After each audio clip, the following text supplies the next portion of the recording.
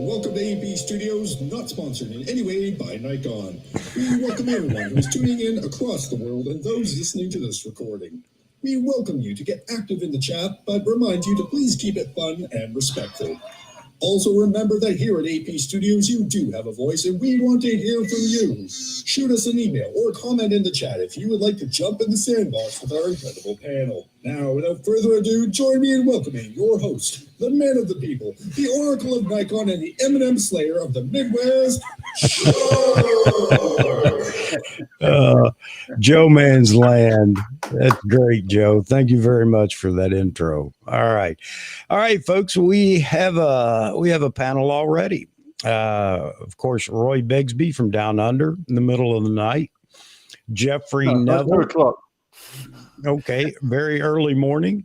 And Jeffrey Neville, Selective Imagery. Jeffrey.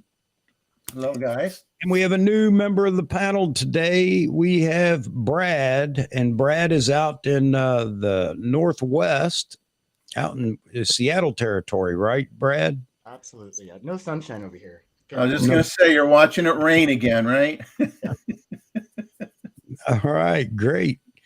All right, so we got a new face in here, and I'm curious to see what you have to say about the different topics that we talk about. Brad, don't be afraid to just jump in. That's the way it works here. If you've got something to say, and watch the chat if you like, and if you've got a question or a comment you want to answer, by all means, jump in and do so.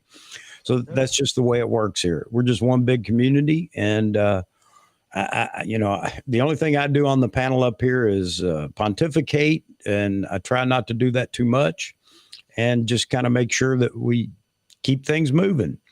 We already have quite a few folks in here. Kevin Nordstrom's in here. Yeah, that was Joe Man's Land that did the intro, Kevin. Cooley Priestley, I haven't seen you before, from Hobart, Indiana. Welcome to the show. Throw you up here.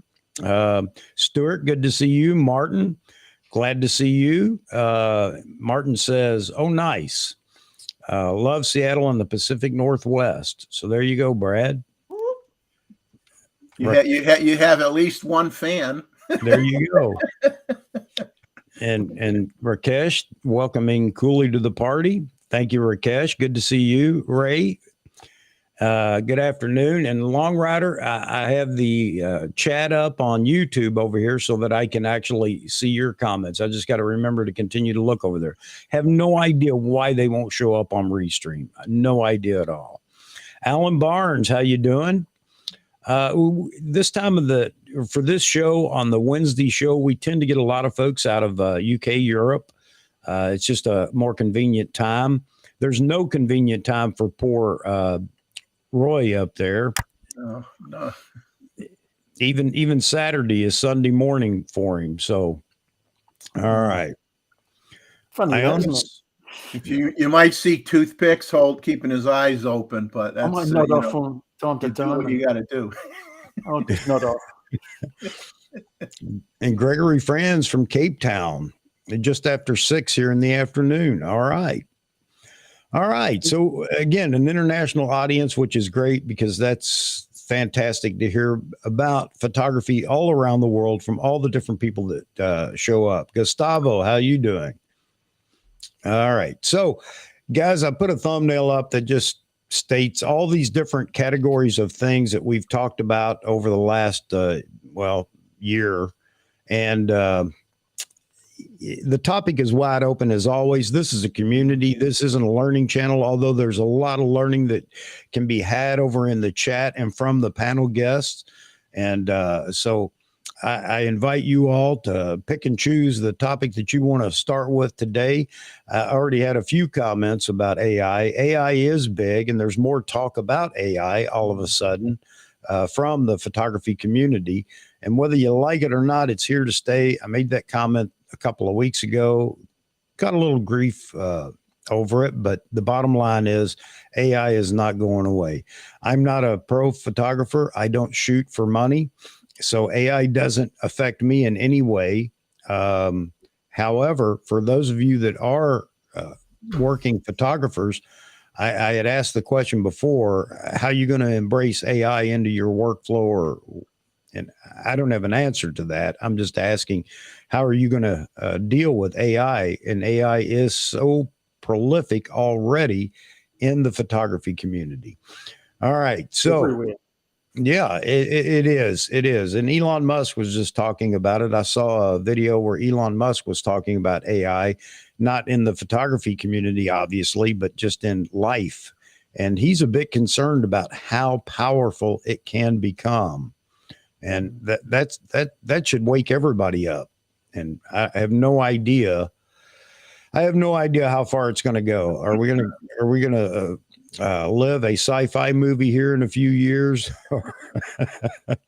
or are we going to figure out how to control it and embrace it and use it wisely? It's already affecting work in America. I don't know how it is around the world, but AI is, in grocery stores and restaurants and everywhere else with orders and the way orders are taken and things like that.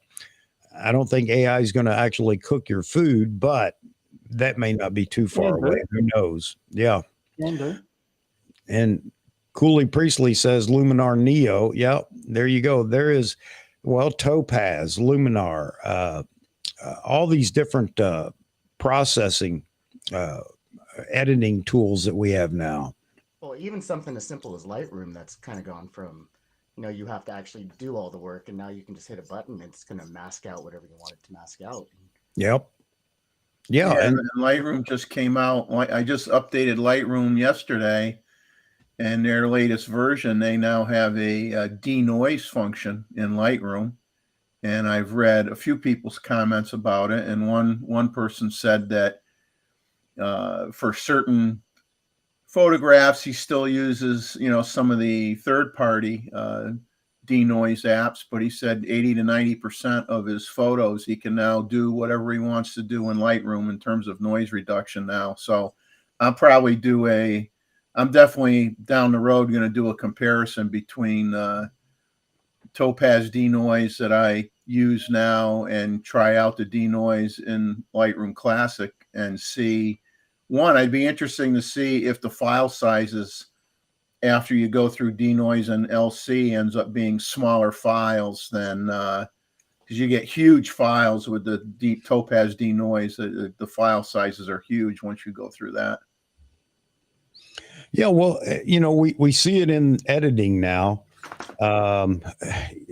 We actually see it in camera too. I mean, look at what Canon did.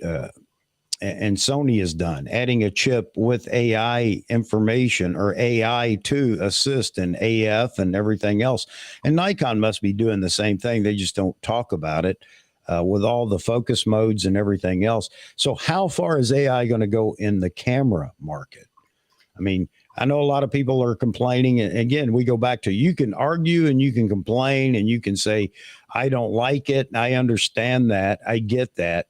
But how far is it going to go in the camera market? I mean, what will be left for the photographer to do other than frame and maybe set the exposure triangle? I mean, what do you guys? Smartphones have got even more AI built into them. Yeah. Well, Sony just put out a new camera. What is it? The ZV? I'm not sure what it is. ZVE1. Yeah. Yeah. E1. Yeah. All the AI stuff baked in, so you can just pick the camera up and point, and all of a sudden you look like a pro. Yeah. And I think that's a big concern. And, wedding photographers, I had asked, and, Vahagan, who is a wedding photographer, could somebody just feasibly walk around with an iPhone or a phone taking photos that capture the moment, no matter how bad they may be on the phone, or even if they're good, and then just take them back and run them through AI to actually, produce photos for the client? Is that possible? Is that something that could happen or is coming? And again, this is why, how are we going to embrace this in the photography community? AI's already won a few photography contests. Somebody was talking about that the other day. So yeah, and that's one of those things where if you're going to do that, I think you need to have a separate category for AI produced stuff, because it should not compete against those that are creating the vision, through their camera with their style of shooting, and not letting the computer do all the work. I mean, I think fine to do it, but I think you have to give it a separate segment, different category. Brad, let's check your volume. Is Let's this good? see. I think that's I'm also quiet. So is it any okay. better? No, that's better. That's good. But we That's good. like people that scream a lot, so you can practice on that. I wait for my kids to get home for that. There you go. There you go. All right. Yeah. So AI is just one of the topics that I had on there, but I mean, this is going to be a topic to discuss in the photography community for a long time to come. So, you know, I know that a lot of people don't want it, but it is what it is. And now we just have to figure out how to work with it. Kevin Nordstrom. Kevin says AI will advance photography where you could just ask AI to create any subject in any location, and will be eventually difficult to tell it wasn't made by humans. I agree, but here's one of the things about AI. AI needs a generation point. In other words, to say, show me a bear sitting at a picnic table eating food or whatever, it has to have it has to have something to start from. So where are all those images going to come from? I mean, right now, that's another concern that Stock AI photos. is, well, yeah, that would be one place. But AI, there's a lot of concern that AI is stealing copyrighted information, meaning other photos, to produce these photos. It's going to suck in all the stock images that people get 29 cents for. Yeah. Yeah. I mean, what do you guys think about that? Should there be some kind of control in AI? This is going to open up a lot of litigation as I see it right now. A lot of people are going to complain and say that image, whatever image they find on the internet that was AI generated, was originally my idea, my image, and that's where it came from. How easy is it going to be to litigate that, do you think? Well, isn't that also the thing with all the AI art that people were posting on Instagram and Facebook of themselves looking like cartoon characters and whatnot? Yeah. Weren't a lot of those like based on a lot of images that they just found and put all together all in one? I think there was a big thing about that when everyone was posting those. People complained at the beginning, but it'll evolve so you don't have any copyright for them anymore anyway. Just like music industries pinches everyone else's music and no one cares anymore. That will be the same way with photography. No, I got a copyright question for you, Chuck, because you've been on YouTube for quite a while, and I mean, you watch a lot more channels than I do. I mean, I watch a fair amount, but nowhere near as what you do. But I scratch my head, as you could say, a lot because I have no hair left. But I'm totally befuddled and confused how on many YouTube channels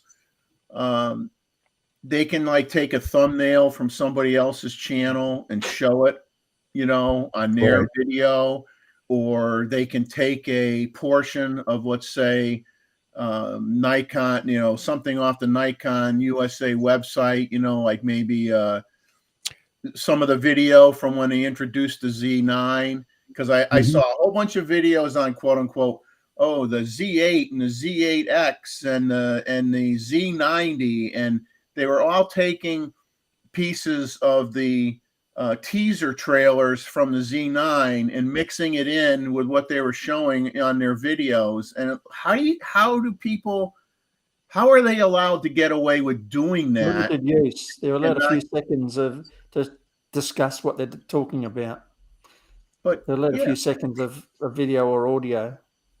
But you're right, and that is a great question, and I don't have an absolute answer to it. But I just thought as you brought that up, how much AI is YouTube using, because they can copyright strike you in a split second over a song or something like that. That's all AI generated. I mean, they don't have a bunch of people sitting around computers listening to every stream going on and everything. And that's how powerful AI is getting, that within a few minutes, you'll get a copyright strike if you use copyrighted material. But some things are allowed, and I don't know what. I wish I was an expert on that and could talk about it. But within there's fair use agreement, and I think I signed up for that. I think you did too with YouTube. There is a fair use agreement for information that you put on YouTube. It may be buried in, those many Page disclaimers. 75. Yeah, exactly. So you can take clips from other YouTubers and things like that and show it. Now, if you pretend that it's yours somehow, then that may get a copyright strike. But I'm not an expert at it. And I constantly watch to see, am I going to get a strike for something? Even music that you can buy now through audio and different music sources out there for your videos and streams and whatnot. I have heard people getting copyright strikes against them for using some of that, even though they have the license from the source that they purchased it from. So I don't know. Yeah, it's just clear as I say, it's clear as mud to me. I just don't understand it, and because I don't understand it, I mean, I've never done that kind of stuff before, where I've taken a clip from somebody else's, show and threw it on mine, or I've never done that, but a lot of people do, and I'm just wondering, gee, how does one get away with doing that? Yeah, and Rod says Photoshop killed photography a long time ago now, and now you're talking about AI. Yeah, I know a lot of people feel that way, that Photoshop or editing period, killed photography. But, the argument there is that film shooters or even plate shooters, the darkroom was the editing tool it wasn't the tool of choice. It was the only editing tool, and images were edited in the darkroom. So maybe it's gone too far with Photoshop and other programs like that. But, again, it's inevitable. I think that's what technology does. Agree. And I also think Gustavo, right, with the length of the audio and video clips, I think that might be how people can get away with that. Yeah, there is supposedly it's 15 seconds, I thought, but I got a copyright strike for something that was less than that, I think. Yeah. 15 seconds seems like a long time. It does. 3 or 4 seconds. Is it? Okay. Well, maybe that's what I had bad information, and that's not that's typical for me to have some bad information. So maybe that's the case. Listening to us too much. Well, you see all the videos out here, I don't know if he started it, but I think he was one of the first, and that's Fro, with all the TV cuts and things like that he injects into his videos, which, by the way, just aggravate me. That's so old now. It drives me crazy with all that stuff. But anyway, so how do they get away with that? Then there has to be a amount of time that you can show it. And Martin Hild says, wow, America, Europe, Africa, Asia, and Australia, this truly is international. It is. It really is. And I'm so happy for that. We get people from all over the world. And Gustavo said to you, Jeffrey, also movie clips. Yeah. I mean, that's the big trend now. It's really caught on. Everybody's doing it. It just dying. Yeah. Wildlife is just dead. Oh. Well, even something as benign as when people show when they're saying, Canon versus Nikon or Sony versus Panasonic or whatever, and then they have pictures of the cameras on their screen. It's like, well, I would think that all those images of the camera brands are proprietary to the camera companies. And how do you use? I mean, it's one thing if you're taking a picture of your own camera that you bought and you own. I mean, I don't think they could stop you from doing that. But if you're stealing stuff off their websites and using it in your video clips, I don't really know how they get away with it. Yeah. Andy, good to see you. Andy's back from his trip. He's been back just a while now his trip to Africa. Andy, send you the link if you'd like to join us and add to the conversation. Just let me know. He says the biggest issue with AI generated images are deep fakes and other cons. Most competition rules require the pixels used to have been captured in camera. Okay, and I guess that's one way to help safeguard the photo competitions. But even then, somebody's gonna try to figure a way to do it. Well, I don't know. I don't know how they'll do it. Maybe we need AI to check on AI. What's Well, that? Well, the way I look at it though too is if I put a parka on and I stand next to my palm trees in the backyard, and then I decide to use AI to make it look like the Swiss Alps are behind me. It's like, yeah, somebody might say, "Oh, that's a cool picture," no pun intended.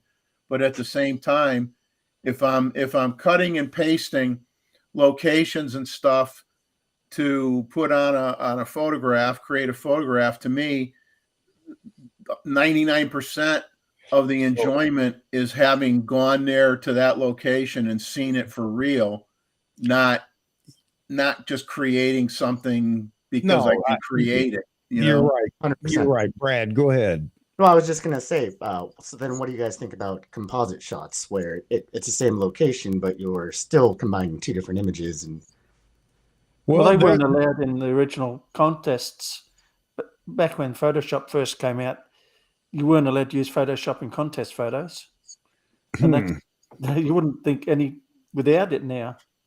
Yeah, exactly. And nobody's going to, you look at all the photographers out there. I'm one of the many that are one of the few that I don't care. Just the other day showing you raw images out of the camera. That's what everybody I thought wanted to see. But I'm not opposed to that. And so many people will tell you if you're going to display your photos, no matter where, whether it's on social media or other, then only show your absolute best work. That would make you work in camera, because I don't think I've seen any images lately that weren't manipulated in Photoshop or other Luminar or whatever. Right. That wouldn't have been allowed a few years ago. But I'm talking just photos that are shared, I mean, come on, no blemishes, no anything on a model or something like that. It's just perfect skin, perfect this, perfect that. The lighting is manipulated, obviously. Dodging and burning, which was really an old darkroom technique. How many images do you see that you could say, wow, man, that's straight out of camera and it is absolutely spectacular? Not that you can't find those, but those are few and far between. I think the thing is when if you I'm not going to say I'm a purist. I guess I lean that way. I'm pretty sure I do. But if you're getting your photo and you're editing it and you're adjusting the whites and the blacks and you're doing stuff to basically make the image look like how you saw it with your eye, because your camera still can't do things as well as your eyes do, dynamic range wise and stuff. So if you're doing minor tweaks here and there, a little bit of saturation, adjust the blacks, adjust the whites, that type of thing, to make it to correct what the camera wasn't able to get, right off the get-go.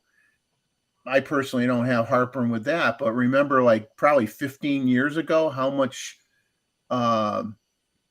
write-ups there were in photography magazines back in the day when HDR processed images came out, and everybody says, "Oh, it's not lifelike. They overdid it. There's no way it looks anything like that." And oh man, that got attention for years, in terms of high dynamic range images and taking it too far, and I don't know. It's like, but if it makes you happy, then hey, there's nothing wrong with it. It's really only an issue if you're entering a photo contest, I think. But if you go get crazy with HDR and somebody wants to buy the image, So Nothing wrong with selling it. let's take photo contests off the plate for just a minute, and just, with AI, we were talking a minute ago about composites and things like that. So I have a question, and I like to stir the pot, as you guys know. If I take a photo, or if I find a photo of the Alps, as you were saying, I'm just going to use this as the example, Jeffrey, and I tell the AI generator to give me an AI generated image of that picture, and maybe add a few things to it, tweaks to it, trees here or whatever. Am I stealing that image? Is there a copy? Could I be violating a copyright? Because it's not the same image. It's images from the. Yeah, if it's your image, I think you could do whatever you want. No, somebody else's image. I just found it on the internet. That's where it gets dicey. I mean, all this stuff is going to create. I'm not using their image, right? Yeah, I'm not using their image. I'm just letting AI see it to get an idea of what I want. Is that a copyright infringement? No, AI is stealing. Probably would be at the moment. I think they'd have to sue the AI.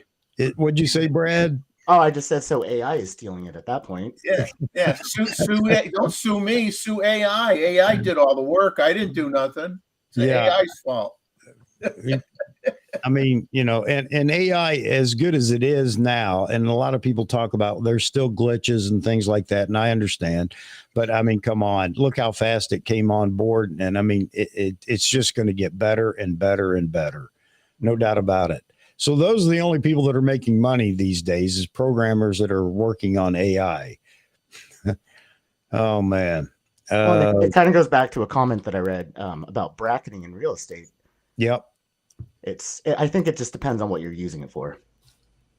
And a lot of the cameras these days just do it in camera now, and then even the phones. Yep. And Kevin has a comment here. He says AI can replace real image, but will never replace experience or human connection. You're absolutely right, Kevin, but that doesn't mean it won't take jobs away or whatever, or find ways to, I don't know, replace the human experience. You're absolutely right. For your own enjoyment, AI can't take, it can't give you the same enjoyment of being out there and actually shooting and everything else. Or capturing the moment. I get that. But that isn't what we're really talking about here. That's not the fear. The fear isn't it's going to, stop me from going out to take photos. The fear is, and maybe fear is not the right word, and you guys can help me there with that. But the fear is, it's going to remove the photographer from the, professional working photographers from doing what they do. I mean, if AI can do it, and I go back to this all the time. We don't ever bring the client into these conversations. If the client is happy, it doesn't matter how the photo came about. And I think people fail to realize that unless you can impress upon them that I am the only way you're going to get what you want or whatever. And even the edited photos, the only way you're going to get what you want is if I do it. I mean, maybe that would help. But the bottom line is whatever the client wants, whatever they're happy with, somebody's going to provide it. And if it isn't you with a camera at their event, it could be just somebody behind a computer. And there's already talk about, there's a service, or somebody was talking about the opportunity to send in a couple or 2 or 3 photos to an individual that's using AI, and he'll give you 100 or 150 thumbnails of yourself, AI generated, that look just like they were taken with a camera. I mean, that's got to be scary stuff for pros out there. Now, I'm not trying to scare pros or I'm glad I'm retiring. Yeah. Well, just think about that in what you were doing. AI generated photos for product photography. Terrifying. Yeah. I mean, it's going to kill product photography. It's going to kill it. I mean, anybody can take a photo of something, go to the store, not even buy it, just take photos of it at a store, come home, and auto generate a whole product photography portfolio. Don't Or at have least any- I think they can. So They yeah, can now. They will be able to soon. yeah. You take a picture of it, feed it into your 3D printer, and have it make it for you. Yeah. I'll do that now. What do you mean? I used to have a Folex. I bought it over in Kuwait City a long time ago. The old Folex looked just like the real thing. It wasn't, of course, obviously. But you know what? It doesn't matter. Again, this is a good comment to bring up about clients. If a client falls in love with a photo, they're not going to throw that photo away because I it don't was. care how it's made. Yep, As long as that's they get right. what they need. That Yep. So there you go. And that's the pros out there that have to embrace this and figure out how you're going to work with it or how you're going to prevent it. And I don't know how you prevent it, but how you're going to work with it. Well, and someone also just brought up gear. The client also doesn't know what gear you use, nor do they care. As long That's right. as long as Yeah. they get what they want. Well, although remember, Verhagen had that one client that wouldn't hire him if he was going to shoot a wedding and he wasn't going to shoot with Canon. Yeah. Remember that one? Yeah. The guy tried to tell Verhagen what he had to use for gear to shoot his wedding. It's like, talk about somebody with some brass, you know what's. That takes a lot of guts to do that. That's when you put a Canon sticker on whatever you're using and go for it. Yeah. So, yeah, I mean, and is could AI turn out to be very reasonably priced? I mean, you've got a small initial cost for computer equipment and whatever AI program you use or whatever, but I mean, that's about it really. And you just sit at home in front of a computer and generate images. It's not like having to burn gas to go out to an event and blah, blah, blah. Now, that is a good point though. I mean, it can't take away the event photographer. Well, I say that, and somebody will take an iPad to an event and just let it video all the entire event and then generate images from it. Maybe, I don't know. It is scary though. I mean, it really is. Where are we going? The frightening thing is wildlife photographers could earn more than product photographers now. Yeah. Well, the sad thing with when you do wildlife and stuff like that is, to me, the joy is being there when it happens. And right. And the sad thing is, really, a lot of people, they don't want to pay for the fact that maybe you went to, whether it be, maybe some people go to Yellowstone every year. It's like a ritual. They go to Yellowstone every winter. They take pictures at Yellowstone. Well, maybe this picture that photographer is trying to sell, he went there 10 years in a row to get that image that you like. Yeah. But nobody wants to pay for the fact that you put 10 years of effort and you had to be there that exact second in time, and you captured that moment, and they just look at it like, oh, I could have took that if I was there. But so, they don't want to pay for it. I watched a video course on I can't remember the platform now. But anyway, they were doing a product photography shot, and it was about a beer, a fictitious beer. They just made up a label name and everything else, but showing the ins and outs of how to go about the process of photographing, a product ad or something like that. So anyway, one of the individuals, I wish I could remember his name. Well, there was a guy that was basically the director, and he was a photography agency that was going to shoot this product shot, and they had a person that was an expert in Photoshop, and this has probably been 10 years ago, 10 years ago. And anyway, they got into a discussion about the drips, the sweat running down the glass, and maybe some little highlights in the, from the fizz of or whatever. Yeah, the foam of the beer, Yeah. and he was, he was working hard to actually capture all that because he knew how and everything else. But I'll make this a lot shorter here. The guy that was working in Photoshop said, I can do that in about 5 minutes. Why are you going to all this trouble? And the guy said, because I want to, and it's real and whatever. He said, I can generate it in Photoshop and you won't know that Never it looks the isn't same, real. though, does it? Yeah.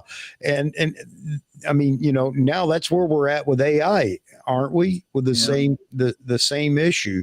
And if I can do it in 2 minutes on a computer, the client's going to say, well, I want you because I'm paying by the hour for this guy to be here with all these lights and everything else to capture this moment that he's going to have about 5 or 6 takes to get it all put together. So I thought it was interesting. And here we are now with AI, and that's basically the same thing. Leon, I agree with you. And it's, again, though, it doesn't apply to you or me that are just shooting to enjoy photography. It really applies to the pros out there, and I guess that's how this should be addressed. Has nothing to do with us that just capture images and enjoy being out there doing that. Jason Michaels Photography makes a comment. So, do you think in the future you can just take thousands of shots for an event, just capture the raw data, spray and pray, and then AI will edit everything perfectly? Yeah, that will happen someday. There's no doubt in my mind that'll happen someday. Yeah. Whether you feel good about doing that's always going to be a personal decision. Some people will say, there's no way in blankety blank world I'm going to do that. And somebody else will say, oh, I could increase my output, 100 times and I can be making all sorts of extra money. And, I mean, it's coming. You're not going to stop it. It's just a matter of whether you choose to use it or not. Yeah. I mean, there's a lot of good comments in here, folks. And again, I'm not arguing for AI. I'm really, I don't want it either, but it doesn't matter what I want or what any of us want. It's what's coming. And for most of us, it's not going to bother us in any way, because we just shoot, we enjoy shooting, taking photos and share them with others. But for those that are commercial photographers, working photographers, I just see this as becoming I just see it as taking money off the table for them if they don't figure out how they're going to embrace it. And again, I have no disadvantage. Go ahead, Brad. Well, I was just saying, at the end of the day, you're at a disadvantage when you're comparing yourself to AI. You're never going to be as fast and as efficient. Yeah, just better.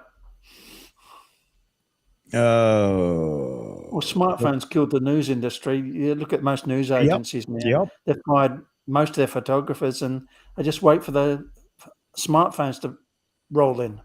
Well, the smaller channels out there, the smaller TV channels embraced that before even the large mass media producers embraced it. But they have as well now. But small channels went to people out there with their cell phones, send us the video and of these events and whatever, because they couldn't afford to have photographers on the payroll. And so I think they went independent photographers for a while, but then it got to the point where I remember seeing them advertise that on the news channel saying, if there's a significant event going on in your location, by all means, capture it with your phone and send it to us. And people are crazy that way. Instead of saying, well, you know what, if I'm going to work for you and provide you with content, maybe you ought to give me something. But no, people just want their name on the TV, you give them a credit. You don't have to even give them $5. They'll give it to you and say, just throw my name up there. I'm happy. Yeah. Right. So who can compete with that?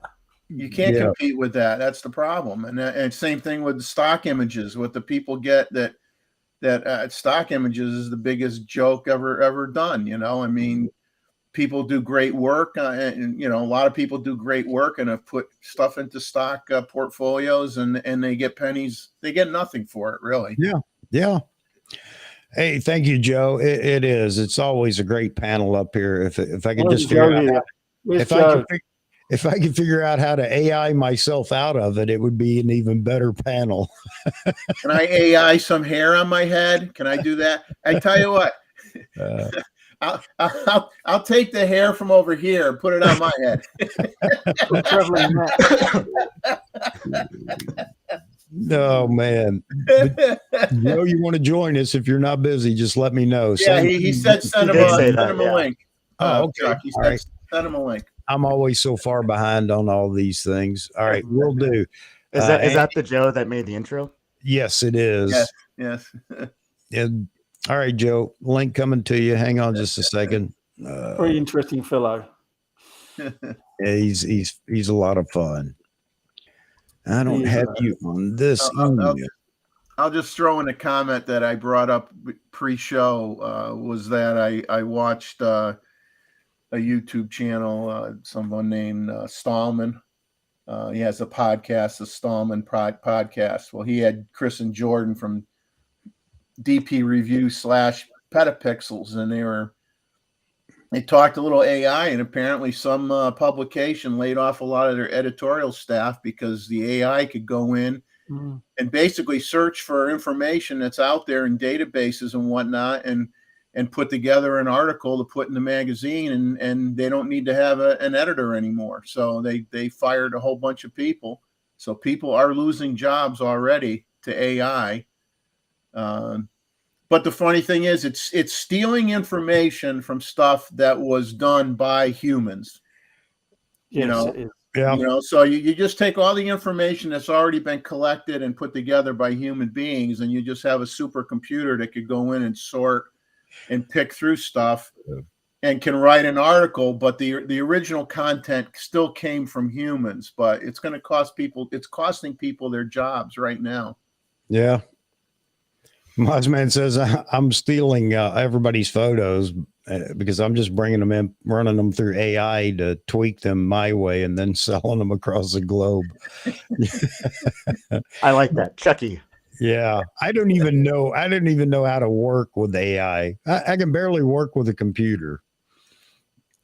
Some of the new Photoshop tools are amazing what they can do. Yep. Oh. And let's see, Andy had a comment up here I wanted to capture. Sorry, guys, as usual, I'm behind, but that's what happens when we get going on one topic. Let's see, what did Nick have to say here? Nick says, I don't think that's copyright infringement, as this was modified to your work with additions. Oh, talking about taking the Alps behind you and taking your photo that you took, Jeffrey, and then manipulating it in AI. Yeah, that's going to be a battle that's coming up, I think, here in the near future. It's going to be copyright at the beginning, but then again, it will be too much, and the courts will just ignore it. Yeah, where they do music these days. Yeah, exactly. Even though the photo is yours, you took it when you press the shutter out there, you're photographing the Alps. 1,000 other people could do it. That photo is probably identical to 100 photos that other people took. And, I can see that battle going on and on. Oh, it's my photo. How do you know it's your photo? There's no metadata associated with it when you, I guess, manipulate it in AI. So, yeah. Well, it's interesting. The Copyright Office will tell you, technically, okay, I put like a copyright in my camera, in the metadata, on all my pictures that I take. But technically, if you want the best protection of your copyright images, you have to submit them to the Copyright Office to get full protection. And most people, people like me are not going to spend that kind of time or money to do that. Well, the thing about it is there's no metadata that comes away from your photo going into AI, is there? I mean, you could just online just see an image, pull it up on the screen, and then tell AI, hey, generate me, this photo. I don't know all the AI speak. I know that's not the way it works, but I mean, to simplify it, hey, make me a photo just like this, except for, put me standing on the peak with a flag or something, and bam, there it goes. How do you track metadata, for that, or copyright information for that?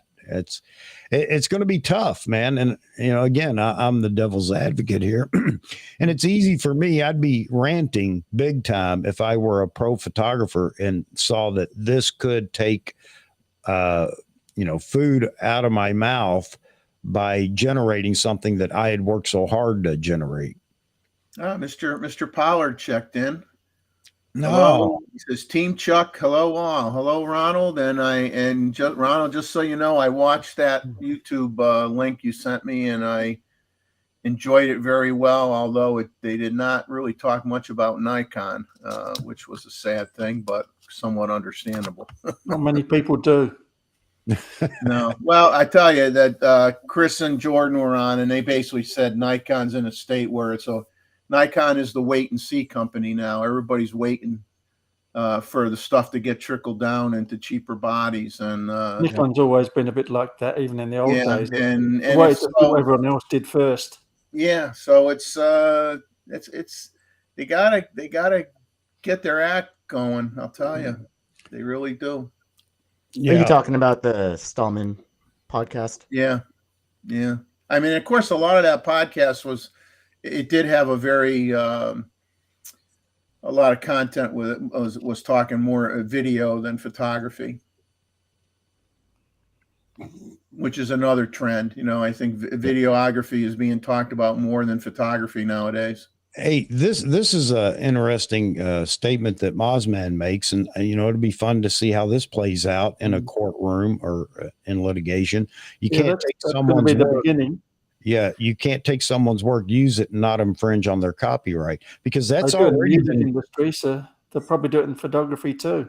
Yeah, well, this has already been tried in court. An individual that, and I can't remember the case or anything like that. Maybe somebody out there does, or you guys do, where a guy claimed that was my idea.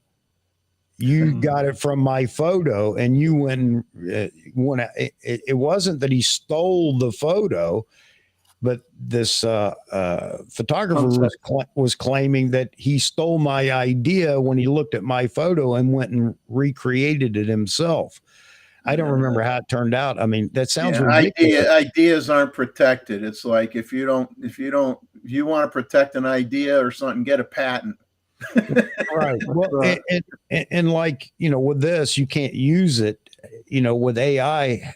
How would you actually, you would or you wouldn't use it? How would you actually, I just let it see your image. I didn't use it. It's interesting. This is going to get crazy. It really is. It'll start off with a lot of litigation, and then it'll just die. Everyone just pinch everyone else's pictures. And the courts will be so overwhelmed they won't be able to deal with it. They want to see it. The courts will need AI. We have an AI judge. Yep. Yeah. And it can go through millions of precedents to determine the outcome of the trial without even spending time in the courtroom. Wow. Well, there's an AI program that looks up images now to see if you've copied someone else's image. Yep. I mean, that's really not Chuck up there. That's an AI generated version of Chuck. An avatar of Chuck. Chuck is drinking a beer on a beach right now. Exactly. Exactly. Tell his wife if he's not careful. I need a haircut. Maybe I can get an AI haircut. That's why my hair is wild this morning. Getting a haircut tomorrow. Couldn't get in yesterday, so. Oh, well. Also kind of outside of photography, but more storytelling. Like, I think someone brought up Chat GPT. Yep. And how you can tell it to tell me a story. I've seen a few YouTube videos where, the first 2 minutes of it was a script that Chat GPT created for them. And it sounded legit. Yesterday on Vahagan's stream, Steve Perry talked about that just for kicks and grins. He went to Chat GPT and said, what was it? He asked it something about technical question about a camera feature or something, and it came up with about in-body stabilization or something like that, and it came back. He goes, I couldn't have written it any better myself. Wasn't it? Yeah, I mean that is. The writers, I guess, suffer more than the photographers. Yeah. No, my wife would tell me I need to use Chat. What is it? GPT or GTP? I don't know. GPT, yeah. Yeah, I need to use that for the show instead of trying to speak off the cuff. And I agree with her. Maybe I need to just No, keep it auto-generate. natural. Keep it That's real, what we're all man. about. Is natural.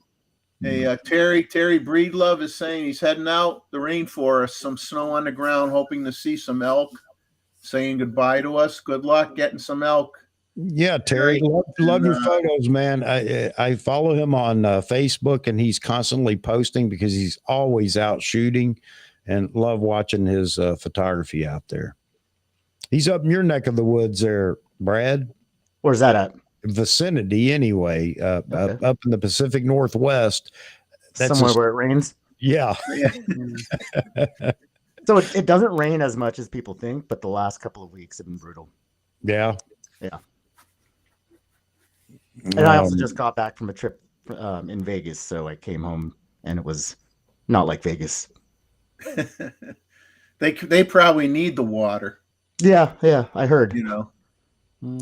Yeah, folks, I hadn't said this yet, but everybody that's in here watching right now, and I'd love for you to even join us in the chat or even come on the show, ask for the link and be in here live. That'd be great too.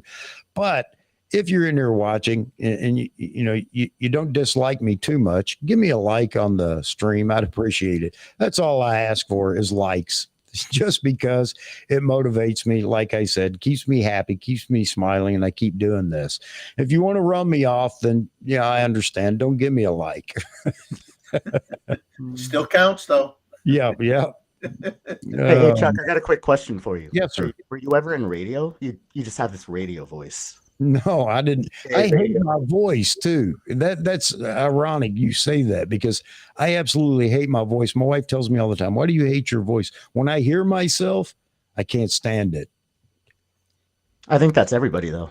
Is it? I say the same thing. I always I've had sinus problems my whole life, so I always feel like I always sound like I have a stuffed nose. You know, I have a nasally tone when I speak, and I'm like, oh, I hate my voice. I blame that on Apple. I think it's the microphone. It's not me. I'm running it through all the processing so that maybe I sound different on the other end. Hello, Nancy Jane, or I'll nickname her NASA Jane. Welcome. She's digitizing files and watching at the same time. What did I see? I'm trying to. I don't think you should wait for AI. Just use the camera you've got. I'm just looking. I'm gonna get that put on a T-shirt, even though it irks me. I hear that so often. Just use what you got. I'm gonna have that put on a T-shirt too. I get more enjoyment out of old cameras than I do with the new ones. Rant about what you want. That'll be another T-shirt. I'll buy that from you. All right. Oh man. Or you have to have one that says, want what you want, buy what you can afford, and then say no. Yeah, so I mean, I see a lot of comments in here. Sorry, guys, I had to jump down to get closer to the bottom. Bless you. And we got Joe Man's land in here. Welcome, Joe Man. How you doing, buddy? Hey, Joe. How's it Hey, cooking? my hand is blurry. Oh no. The motion blur is so cinematic, Motion Jeff. blur. Yeah. 24 frames Yeah, a I think that was second. still I'm just that fast, man. I'll tell you. I'm good at cards. You know, real good. Jason. Light of hand. There we go. Jason says, should I wait a while to buy a new camera for AI to roll out? AI is going to kill photography. Yeah, it's already in cameras, but I don't know how much more is going to be in it. Andy Miller, there's another topic we can talk about. Nikon marketing is perfect. They could do replacing them with AI. Should we ask him if he's saying that seriously or jokingly? I don't know. A little bit of both, probably. Yeah. A little bit of both. Perfect stuff up. Well, what do you guys think about that? You haven't been around much on my show, have you, Brad? You haven't. No, actually, the last time I watched was the first time. Okay. All right. Well, I have my thoughts about Nikon's marketing, and they're not good. I don't think it even exists. Yeah, I think unfortunately when they do something great, they don't embellish that. I don't wake them up You for long know, enough. they got great video capabilities on the Z9, and they really don't promote it that much. The You know, technology that Nikon produces is fantastic. I really like it, and I do Especially believe the and lenses. this isn't bragging or anything like that. You know, my dog's not bigger than your dog, but Nikon tends to bring things to the camera world that are new and innovative, and I think more so than Canon and Sony. Not that they don't bring things too. But then again, when it's all said and done, I think across the board, every camera is fantastic. I think Canon, Nikon, Sony, although Nikon doesn't get a fair shake, and maybe rightly so because of their marketing and a lot of other things. But I love my Nikon equipment. I do. But right now, Nikon is a one camera company. Here we go, man. I'm going to get some hate. A one camera company, and it is the C9. That's it. That's all Nikon has on the market right now. And, you know, the bottom line is Nikon is sitting on whatever that's coming next, and they really need it. We need a full line of camera bodies. We don't have that. And Nikon's not doing anything in the marketing department to keep us thrilled, to keep us hanging on or anything else. And a lot of people will argue with me and say, well, it's not their job. I disagree 100%, and you can't convince me otherwise. A company owes their consumers, and that's all there is to it. Otherwise, a company no longer exists. We are the consumers. We pay the bills for Nikon, and they do owe us something, some discussion or some whatever. So the idea that we have to sit back and just take what we get, yeah, you can play that game for a while as a corporation, but it doesn't bode well for you. And Nikon is pushing the verge of more people thinking, I'm tired of it, I'm going elsewhere. So that's what you read on the forums all the time. Well, I hear people that tell me that's not true, but it is true. And even in here, if Jeff and Leslie are in here, there is one that was a dedicated Nikon shooter for a long time and just recently went out and bought the Canon R7. It's just one example. My point is, and I'm not going anywhere, but my point is Nikon is, and the Z8 fervor that's been going on that everybody wants to stifle, and it seems like they're doing it now. Well, good luck on generating a whole lot of hoopla when the next camera comes out. You passed the opportunity. You didn't have to present the camera. You could have done something, marketing department, to keep that fervor going for the next camera without saying what it is. Nikon says nothing. For 2 years, we have had nothing. So, yeah. There's two people I think that we need to include in this as well. There's two people that are to blame for all of this. Whoever is in charge of Nikon marketing is the crazy. You guys watch Simpsons, right? Yeah. Remember the crazy cat lady? Yeah, the crazy cat lady's in charge of marketing, and Gandalf is in charge of press releases. None shall pass, right? Like they come up and, hey, this product would be great. No, we're not going to tell anyone. No, we're going to keep it as a secret. You know, I still believe to this day that Nikon's main factory, where the ID8 create new things, is Area 51. Nothing ever gets out. Right, the head of Nikon marketing landed there as Roswell and never got out of there. So it's okay. It's not okay. I think that's the problem. Yeah, and I'm not a Nikon apologist. I'm not a Nikon fanboy to the point that I'm going to let Nikon just do whatever they want because it impacts on me. I am the petulant child. I want what I want. I want it when I want it. Doesn't mean I'm going to get it when I want it, but there's nothing wrong with wanting something. And, you know, I could go off on that rant again, but I'm not going to because so many people don't want to hear it. But that is the way it is. And Nikon has no marketing department, in my opinion. They didn't market the Z9 as well as they could because the video in that camera is phenomenal compared to everything else on the market. And they had the opportunity. And the only thing we got from them was at least Jerry Guionis doing a video with that camera for the the marketing platform early on, which was phenomenal. Yeah, it was. So yeah, I think Nikon can do so much more, and they have in the past, but I don't know. And the other thing is, if whatever comes out next, the 85 1.2S was the first thing I've seen Nikon put out that we expected to be very popular, and it's available on the shelf. So there could be many reasons. Taken off my camera since I got it. Yeah, I love it too, Brad. I love it too. But if this next camera comes out, and of course there will be some wait for it, of course, but a year waiting for a camera, if Nikon does that again, it's just going to hurt them again. Maybe they've learned their lesson. The 85 was pretty well stocked. It's plenty of them. So, but we'll see. We'll see. We'll see.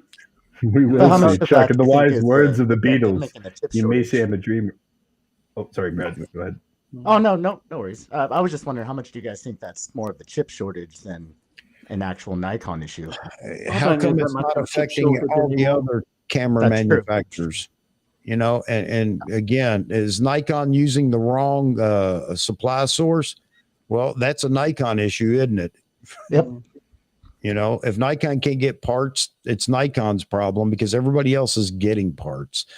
And we've gone over that and debated that, talking about, well, you know, even Canon, has said blah, blah, blah.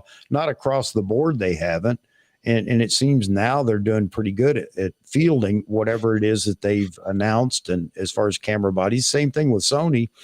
So again, and then it goes back to a lot of people will use the thing that, well, Nikon's a smaller company and, lower production rate. You know what? Nikon, just come out and tell us that. Then we can live with it. But don't pretend to be a big boy and you can't play with the big boys when it comes to production. I understand that. And then everybody can make a choice of whether they want to hang on and know that there's going to be these extended periods of time where you're not going to get any updates or whatever on camera bodies or lenses or whatever. Again, Nikon did a phenomenal job with their lenses for the Z mount.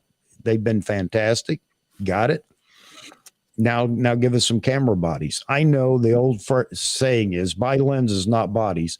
Well, there are some of us out here that flip that. We don't buy all the lenses, but we like buying the bodies. So, and there are a whole lot more of us now than there were before. So the times are changing. And Brad, if you don't mind, how old are you? 37. 37. Okay. Yeah. So you fall into it. You must be older because you started counting with your fingers. That's a sign of age. Are my fingers on the? I didn't notice that. And you are the demographic and below that Nikon needs to be courting right now. And I don't know that they are, because you're the up and coming. You're carrying Nikon forward, and Nikon likes to play in the realm of us old timers that want stills only cameras, shoot film, never going to buy a DSLR or a mirrorless camera, but we love Nikon because we love our Nikon film cameras and things like that. Nothing wrong with that, by the way. But the point is you are the demographic and below that Nikon should be looking at. And it seems like they have that idea, hence the Z30. That was a shot to at least inject something into that demographic, but we'll see what happens next. Vahography joins us. Vahography is audio only. Everybody say hello to Mr. Vahagan. What's up, guys? Oh, hello. I'm just getting in trouble, Vahagan. How's everybody? Good guy. What's good? Wait, is this the wedding shooter that was told to use Canon? I'm sorry? Is this the wedding shooter that was told that they had to use a certain brand? Yeah. If you haven't checked out Vahagan, Vahography on YouTube, you need to check him out. This is Vahagan from Vahography, and he's got a well-established channel, and he's got story after story and so many things over there. It's well worth the look, Brad, to go check it out. Will do. How's everybody doing? Hey, living the dream. Yeah, living the dream. Yeah. One nightmare at a time. I just came back from the dentist, man. So you're not living the dream. No. It's you know how it goes over there. Yeah, the old drill and fill, and here's some Novocaine for you. Yeah. So All Nikon users feel like they just came back from the dentist, unfortunately. Yeah. I wanted a comment from Nancy. Nancy Jane made a comment way back when, asking me. She was kind enough to watch my channel, I guess, and was wondering where the mosquitoes were. Didn't see any mosquitoes. Where I shoot, luckily, there's usually an ocean breeze, and that keeps them off of me. But let me tell you, when you don't have a breeze, and Nancy, if you're from down south, you say you have a southern accent, you'll know about those, what they call no-see-ums. Those are worse than the mosquitoes because you don't see them until you feel them biting your arms, and then you end up with all these like little blisters on your arms. And you pray that you have a breeze every day when you go out, because when it gets hot and you could just see, you turn your head and you look and you just see a cloud of these little no-see-ums that are so small, and they love to suck blood, and they do a good job of it. But, Hey, Swain, I would love to do that. There's no way any Nikon representative is going to come on my show. And maybe I should test that theory rather than just say it. And maybe I will. Maybe I'll try that. But I think my face is on a dartboard at Nikon USA because I haven't been very nice to them, especially when Nikon USA decided to hold out or let NPS members sit around and think for an entire month whether they wanted the Z9 or not, and then trump everybody that was in line when they made their decision at the last minute. I don't think that was right. I don't care. Even if problem with it. Yeah. And I doubt many NPS members do see a problem with it, but I think that hurt as much as waiting so long for this next camera. Worked for me. Yeah. But Yeah, anyway, we need Yeah. to get these Nikon guys, but they won't talk much if you get them on, you know. well, I'm not. This isn't even about talking about new cameras, trying to get punking them for information that you know they're not going to give up. It's just, I agree. It would be nice to have one on here and talk about all the problems that we've seen, with Nikon, whether it's delivery dates or production capability or even a new camera and new models, or just conversation from Nikon to its customer base to say, hey guys, we haven't forgotten you. We're still over here working, and maybe give us a little hint of something that's coming down the road, or a timeline or whatever. Nothing. Zip, zilch, nothing. And everybody will say, well, Canon doesn't do that. They don't need to. They keep producing products.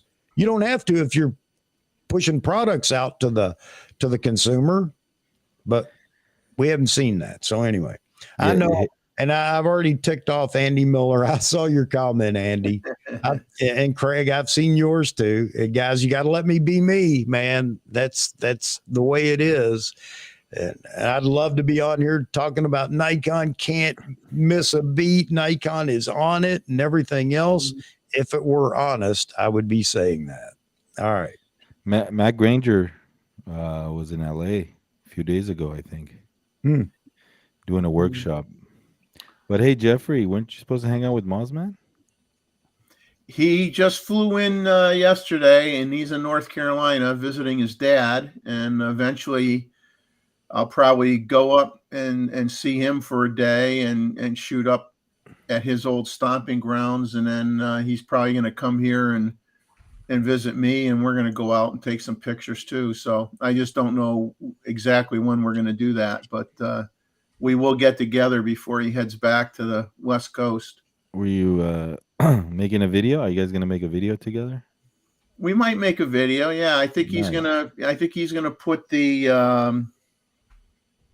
I think it's the 70 to 300 zoom lens on his Nikon 1 version 3, which is like a 810 millimeter equivalent, and we're going to pit it against my 800 millimeter PF and compare 800 millimeter shots.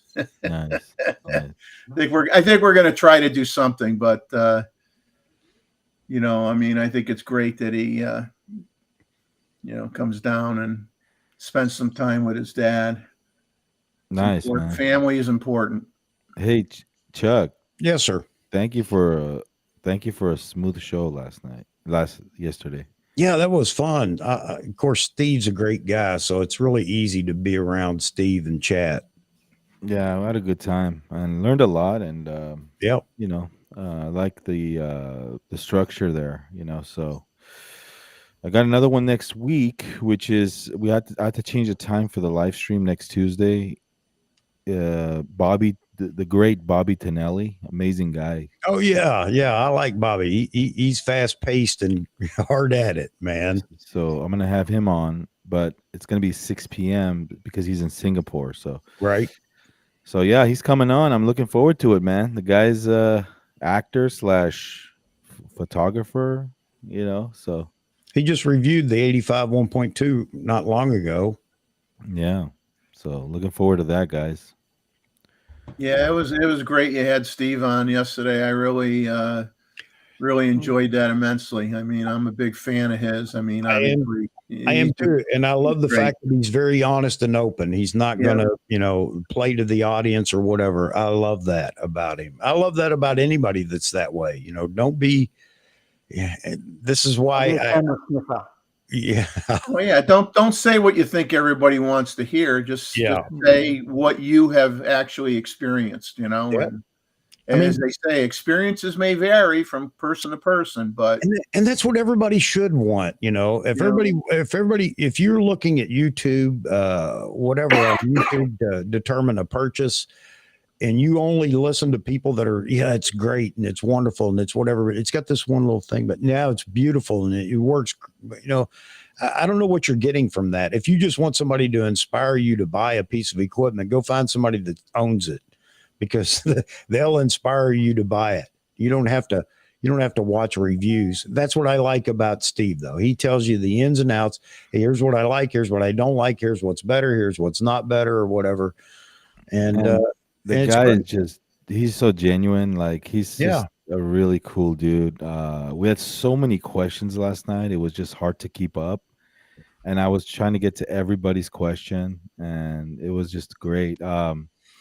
One thing I noticed, you were talking about how real he is, and when he started talking about the A1, right?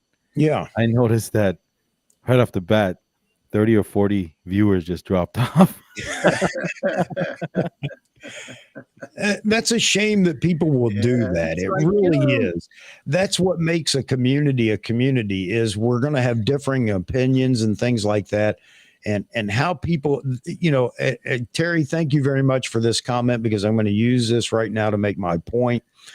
Petulant children are the ones that, if they're hearing something they don't agree with, begin to hate, troll, or leave, or unsubscribe, or leave dislikes just because they don't like what's being discussed.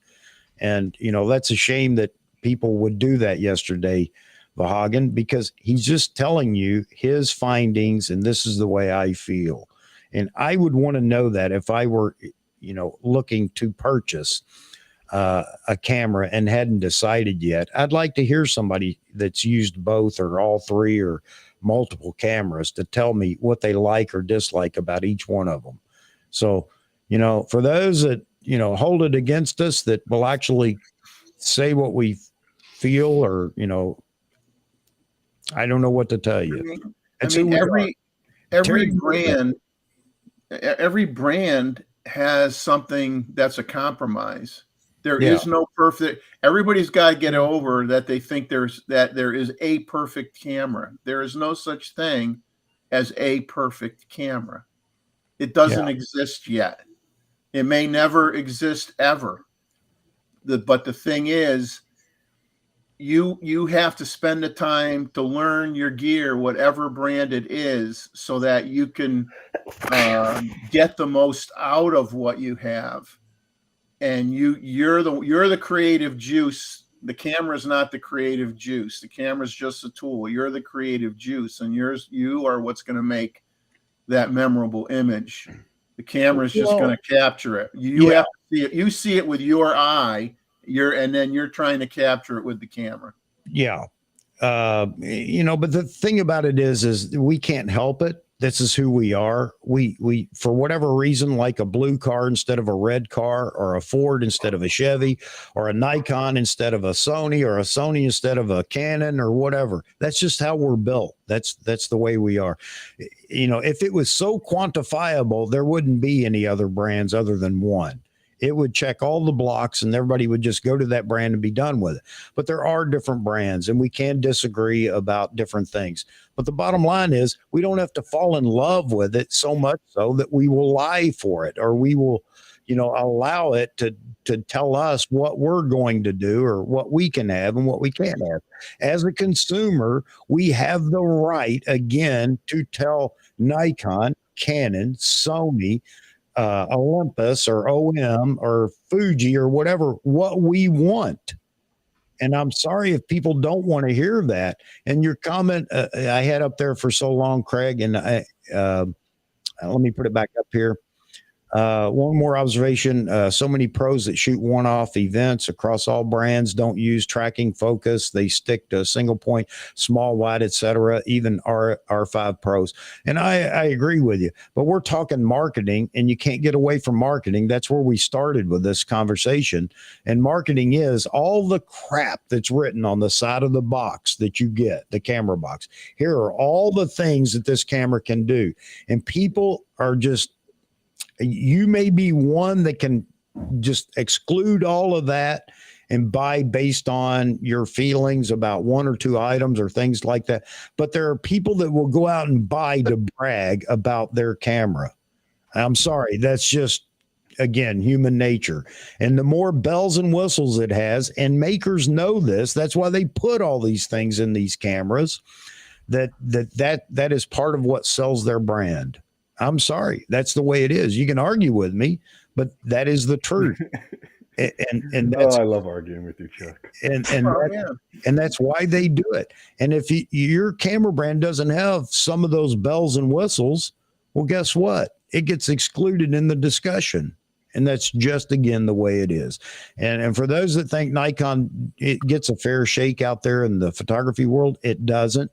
And I'm not complaining about that because that's our fault. That's Nikon's fault. That's not everybody else that's picking on Nikon. Rightly so. Nikon is. And here we go. All right. Hate mail coming. Unsubscribers coming.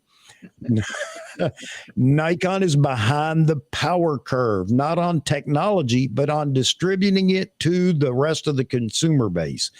I don't care if you don't want 20 frames per second. That is a selling point. If you never use it, don't use it, but quit complaining about people that are complaining they want it. There's no reason why we can't have it. And all the technology for autofocus, the Z9 is the only one that has it. Whether you think the Z6 II and Z7 II are fine for what you do, it's not fine for bragging rights. And you can argue with me about that again. And it's not good for those that want the new technology in AF. That's the way it works out there in the world, folks. You can't live in your little photo world without accepting that there are people that think differently. And again, I don't mean to demean anybody, but quit complaining about what people want and use the camera you have if you're happy. What do you have to complain about? You don't have to listen to any of us. Tune us out. That's fine. But there are people, and I see it in the comments all the time, that feel the way I do. And I'm not going to pull all their comments up here just to prove my point. I know that there are people out there, and there are people that like the fact that I will sit up here and rant a little bit about it. All right. Hey, just for the record, though, what Steve Perry was saying yesterday about the Z9 and what he experienced versus the A1, I've used the Z9 extensively now, and I've never had an issue with the camera locking up like that. Maybe it's just his copy, or he said yesterday that he's mean with his gear, So Nikon should be able to hold up to somebody being mean to their gear, though. That they made their brand on how tough their cameras are, really. So I mean, I won't give them a pass on that one. I mean, that's one of their bragging points is, you could be shooting it in Alaska or you could be shooting it in the tropical forests and you're not going to have a problem. Well, you probably shot your Z9 more than me, Jeffrey. Have you experienced any lockups out there?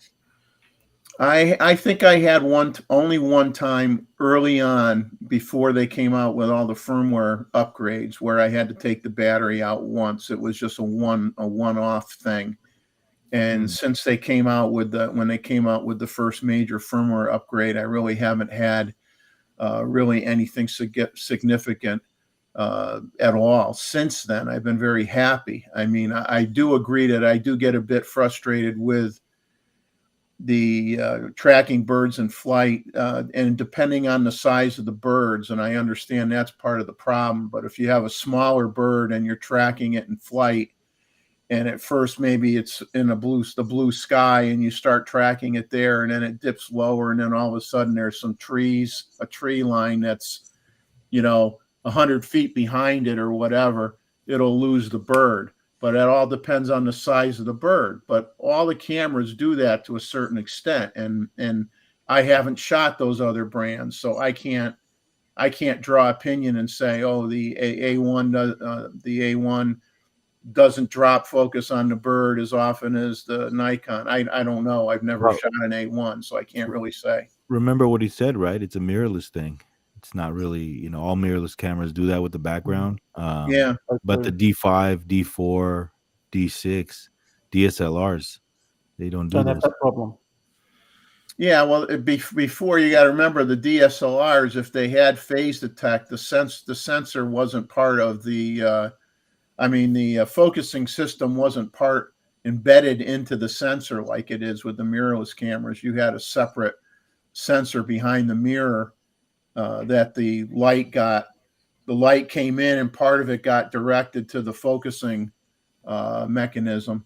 And so it worked in a different way. So I think it is a matter of engineering, but there is some subtle differences between brands on certain cameras. Because I remember one time, I think Mac Ranger was shooting a Canon at the time, and he was shooting somebody in an alleyway, and it was kind of dark, and the Canon was not able to follow the eye of the person at all. I mean, it was having a really, really hard time.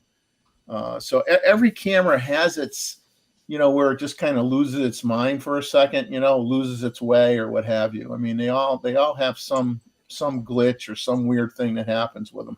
I agree, Nick.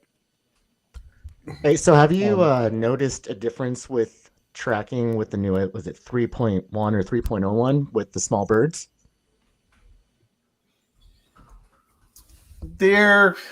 Well, when I'm talking small, it's like, if you have a tern, which isn't a big bird, you're talking something less than, probably no more than 10 inches across or something, and it's, 100 feet away, and you got a tree line behind you, the camera's not even going to focus on it, won't even grab it, But if I have a pelican in that same area flying at me, or a cormorant or something big, it'll lock on right away. So size is, well, not to be corny, but size does matter. Oh, behave, Jeffrey. When it comes to tracking birds, size does matter. Yeah, but Jeff, see, you won't run into any tracking issues if you just go to your local zoo and take pictures of penguins. There's no problem. No, that's no fun. Perfect. And they all look the same. They all wear the same outfit. They all wear the same tux. There's no fun in taking. Yeah, but dress to impress. Hey, folks, Chuck, he's backing up. Oh, sorry, Chuck. My shameless plug again for likes. Everybody in there, we've got 60 people in there watching. I think that's fantastic. I love everybody being here. A lot of people just listening in the background, which is absolutely okay. That's one of the great things about doing a live stream is you don't have to watch, because we're really not much to look at here. But listening to the conversation, and this is why I try to read so many of the comments rather than just put them on the screen. But if you would be so kind as to drop a like, I do appreciate that. Again, it motivates me.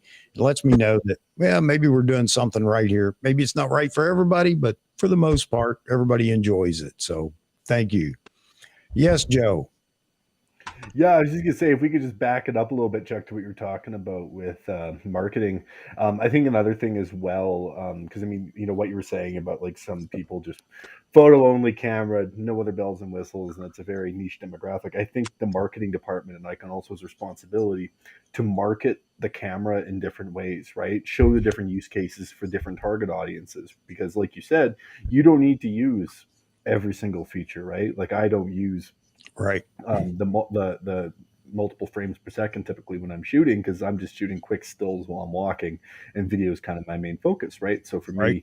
me, advertising the video features a bit more, like in terms of YouTubers using it for cool travel videos, you know, product videos that are a little bit more out there, like the Daniel Schiffers of the world, like that would be a bit more kind of what would resonate with me, right? And that wouldn't resonate with everyone. So I think, rather than folks just saying, oh, let's take all this stuff out of the camera, I think instead it just needs to come down to the marketing team advertising it in different capacities and showing the different use cases and simplifying it, right? Because I think that Yeah. that's one of the things is when you do get a lot more things added into a camera, it definitely does complicate the user experience a little bit, but get to know your camera. Like you said, it's not rocket science. You can learn enough from a manual, but really what it comes down to is just getting out, shooting with it, and getting used to those really fine detail changes in the camera that you can do without having to look at the screen once you set your custom buttons and learn the menu system, right? But I think the other thing as well is honestly the Nikon menu system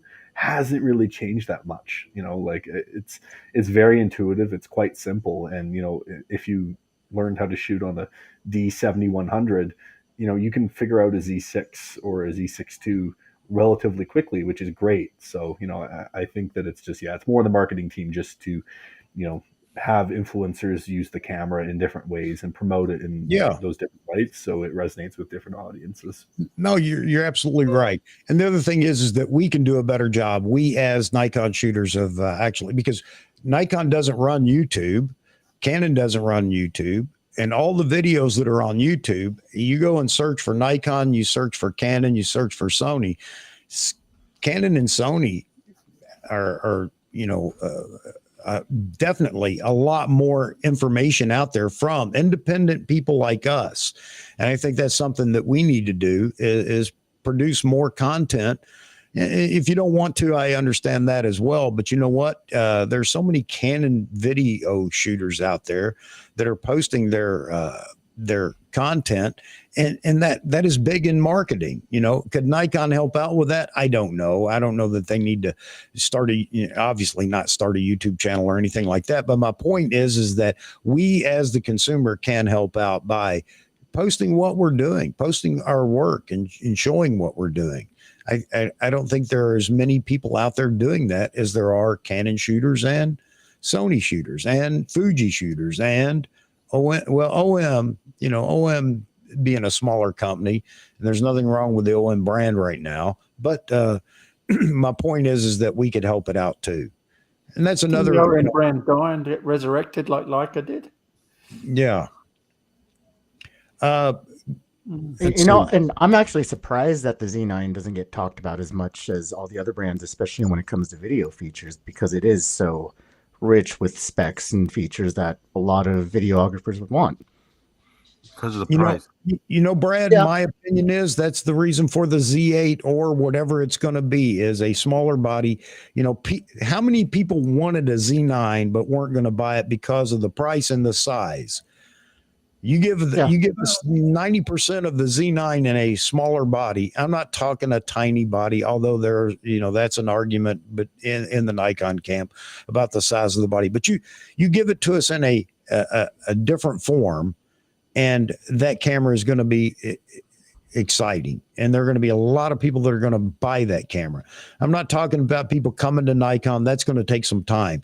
But if a camera is as good as we hope it will be with fantastic features, there may be people that want it, especially with in-log or in-body recording, in-log 10-bit.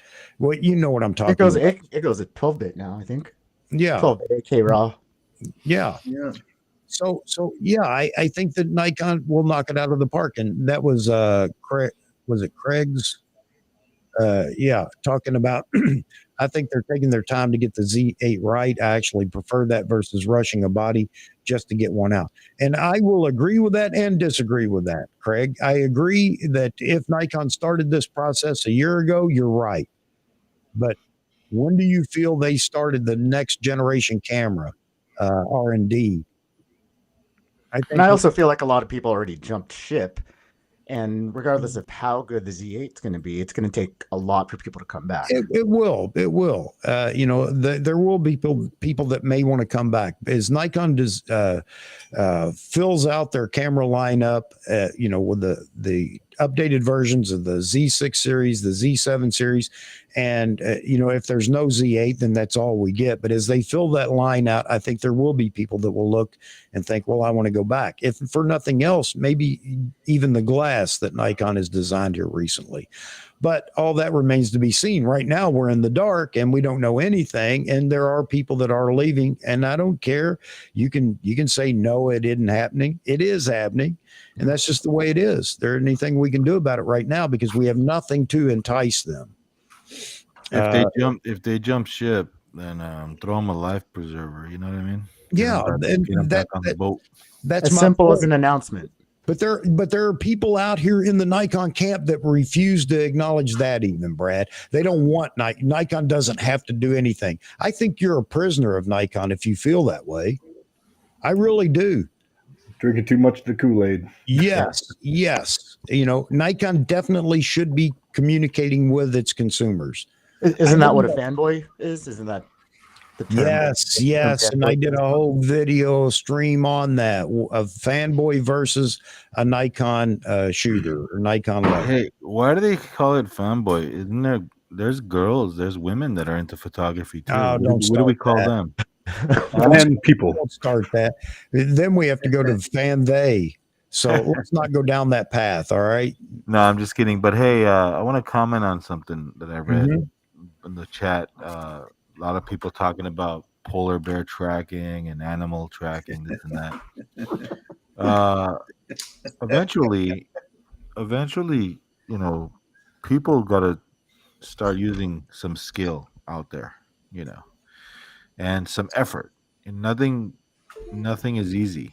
Not even technology when you're trying to track a bird or getting the right shot. Lighting, getting the right lighting on the animal or the bird has nothing to do with technology. That has skill involved. Time of day when you go out and shoot birds, that's also coordination, planning, effort, waking up in the morning, all that stuff. But the only thing we talk about is animal tracking and this tracking and that tracking. It's not going to get you the shot. Trust me. You still need to put in the effort. You still need to put in the time and the planning and the practice to get that killer shot. So, yeah. Well, and actually, to you your point, be there at the right time. You got to know the right times to show, the best times to show up for what you shoot. I mean, I don't think anybody would disagree that you don't want to shoot at noontime. And also, you need to put in the time to understand really how a camera works. Like when I had my D70-100, I shot in auto. I didn't know what a shutter was. I had no idea what aperture meant. It was only once I sold that and got my XT20 and only shot with vintage lenses that I actually learned what all that meant, how to go out and actually do street photos. And obviously now with my Z6, I'm able to bring those skills over, and it makes a world of difference, right? So if you're really wanting to push yourself and improve your photography skills, I would say get an M42 adapter, get some dirty old lenses, throw on some focus peaking, and go do some street photography. That's a really good challenge, and it's something that I think that a lot of photographers don't do anymore, and it can really improve your skills.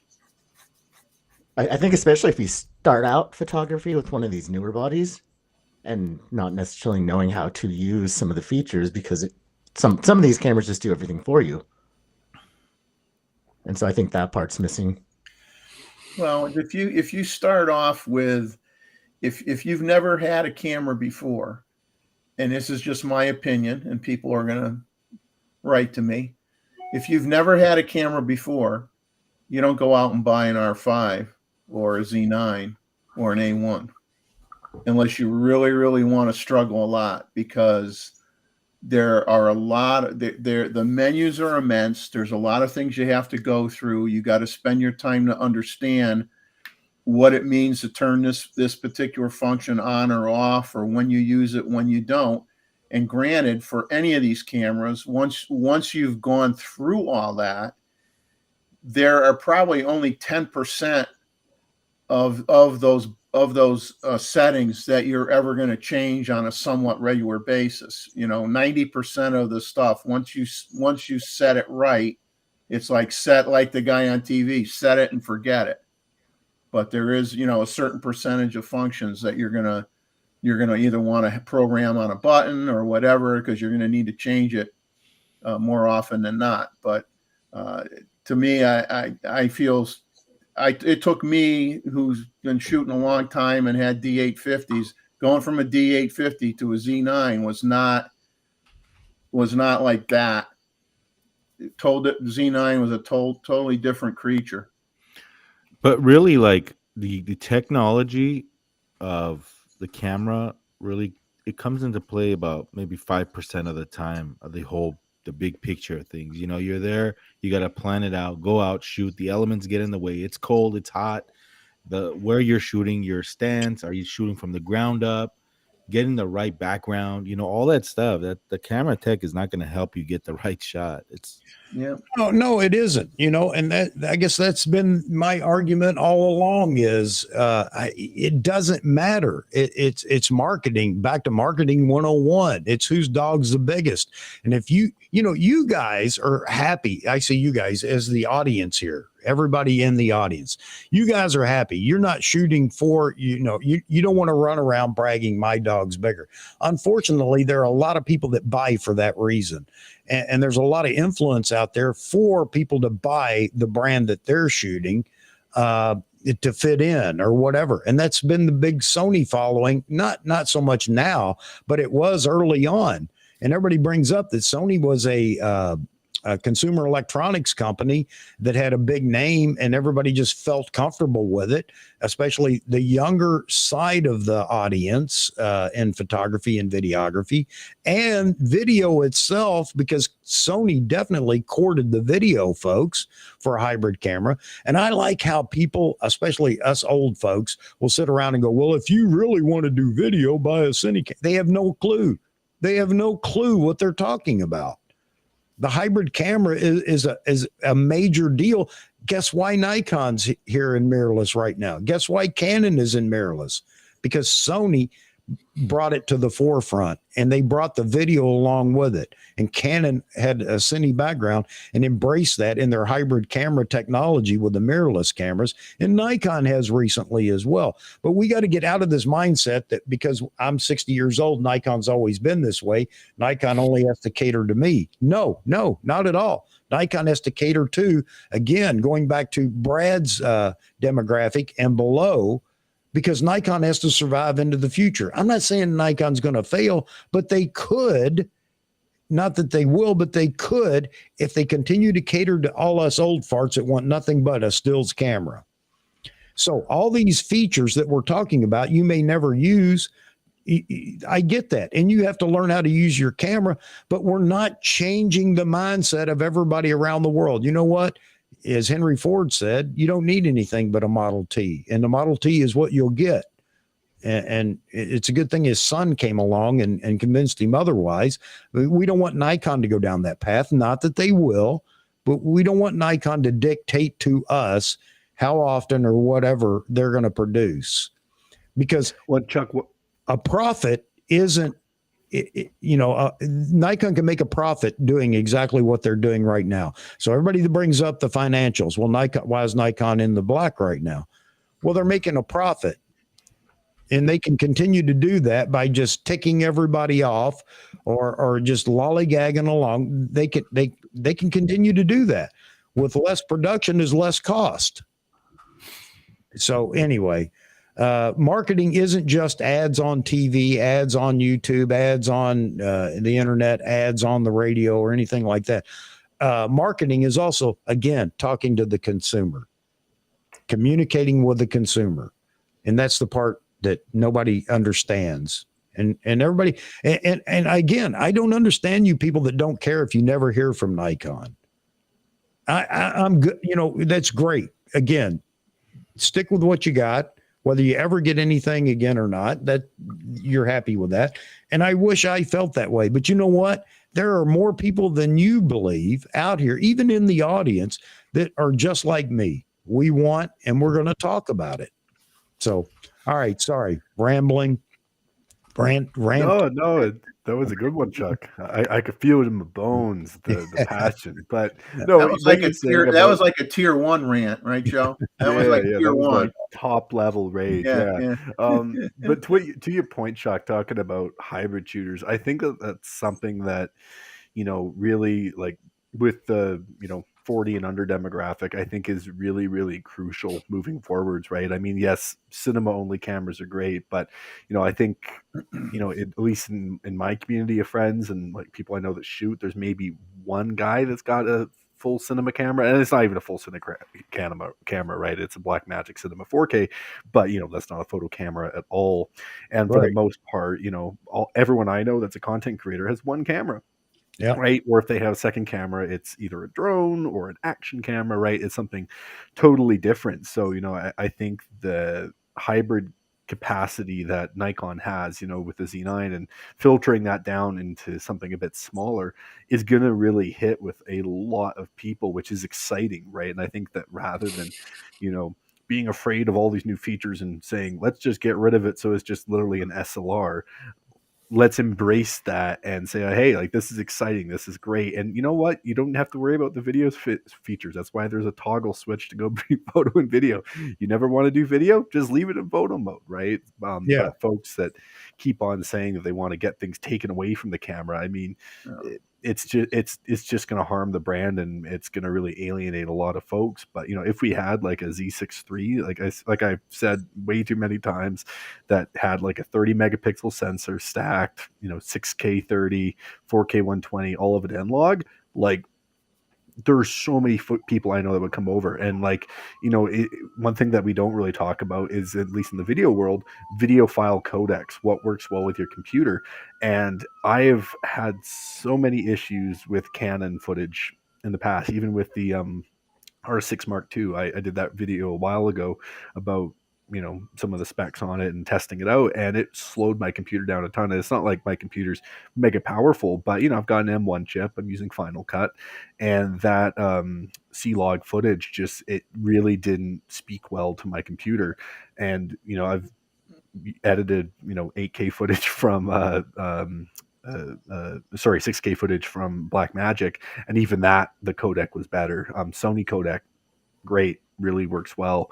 So, you know, I think that's an area as well that in the marketing, like, at least for the video folks, you say, hey, like, this footage, like, look at what you can do with the N-Log stuff with the color grading, and look how smooth it runs on, you know, Final Cut, DaVinci, whatever your editing software is. You know, that's another sellable feature. So, you know, I think as long as they can really embrace that hybrid sort of mentality, that in itself is going to lend to a lot younger of an audience being interested. And Nikon has recognized that. I mean, they have even stated that, and I think that's a wonderful thing. Although you'll have a lot of people in the Nikon camp, and again, I'm not picking on you guys. You guys have your opinions, and I understand that. And it's okay to have those opinions, but to state that Nikon can't have this in a camera, shouldn't have this, or they should build a specific camera for just you, and you're a small part of the consumer base. You know, the ZF full frame. You know, I know people would like to have that, and I hope Nikon does that somewhere down the road. I really do. But now is not the moment for that, in my opinion. And I think a lot of people would agree with that. You know, even a cine camera, and Vahagen's talked about this a lot. I think that's a great move for Nikon to build the little box camera, because there are a lot of people with what Nikon's doing right now in video that would love to jump on board with that. And I think a cine camera, a little box cine camera, would be a great idea. I think that's something, but that can't take the place of filling the lineup out for Nikon. We need those bodies that go all the way down to the lowest cost denominator, that have all these AF features that we're looking at right now. And you can argue with me all day long, but Canon's done it, Sony's done it, and Nikon is the only one sitting over here with one camera in the lineup that does that. You may not agree with it. People don't need it below or whatever. You may be happy because you got a Z9. But I'm telling you, this is a showstopper for Nikon, and Nikon has to do something about it, which I think they will do. But they need to do it sooner rather than later, and they can't do any, in my opinion, any one-off cameras until they get this lineup filled out. And that's just the way it is. And again, I've done polls. I've done it and talking about, an APS-C Pro body. I hope Nikon does that. I really do. But I don't think this moment is the right time. Maybe this year if they can pull it off. But right now, I think we need the Z6 III, honestly, before we need anything else. I really do. I think that is the camera that needs to come out next. Whether Nikon does it or not, I don't know. But again, all you that are happy, remain happy.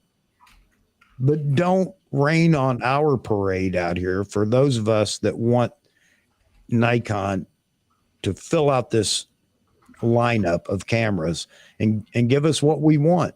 And Nikon should respond in some way. I don't know how. They're the corporation that spends millions of dollars a year on their marketing. And I don't know what they're getting for it because I don't see it. But anyway, it's their responsibility to talk to us and let us know. All right. Brad, you're awful quiet up there in the corner. In the corner? Yeah. We have to shake you. We have to shake you a little bit. It was a long night last night. And still needing another cup of coffee. Recovering. Don't say coffee. Well, Joe, Jordan was on live stream recently with Chris, and he commented he wasn't really thrilled with the Canon video files and working with Canon. He wasn't happy about that. He really likes Panasonic a lot. And I'm not I shoot video, but I'm by no means a video expert or anything. You start getting into now some cameras where you can load in your own lookup tables and stuff like that. And you can't do that in a Nikon. So, I think there's some video features that are in a Panasonic S5 II or whatever that go beyond from a editing perspective, beyond what Nikon even has for certain things. But I don't know what's next for Nikon in the video. The Z9 for it does more than I needed to do for what I do for YouTube content. That's for sure. I'm not doing National Geographic specials or anything like that. So. But I don't shoot 8K. I shoot 4K 120 a lot. That seems to be where I like to shoot. I did 4K 30 just so I could try the function 1, function 2 button on the Z9 to zoom back and forth, which was pretty cool. But I hand hold a lot of my video. Sometimes I'll use a gimbal on a monopod, which makes things a lot easier. But if I'm hand holding, I shot some what I consider decent video that'll be in my next show coming out at midnight of some black-necked stilts shooting at the 2DX mode, 2.3 times crop, handheld with an 800 PF, and it looks pretty darn good. I don't know if I had lockjaw that day or what, but I didn't move with that lens. And it worked out.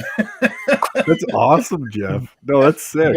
Honestly, the IBIS that's in even the Z6, I really like it.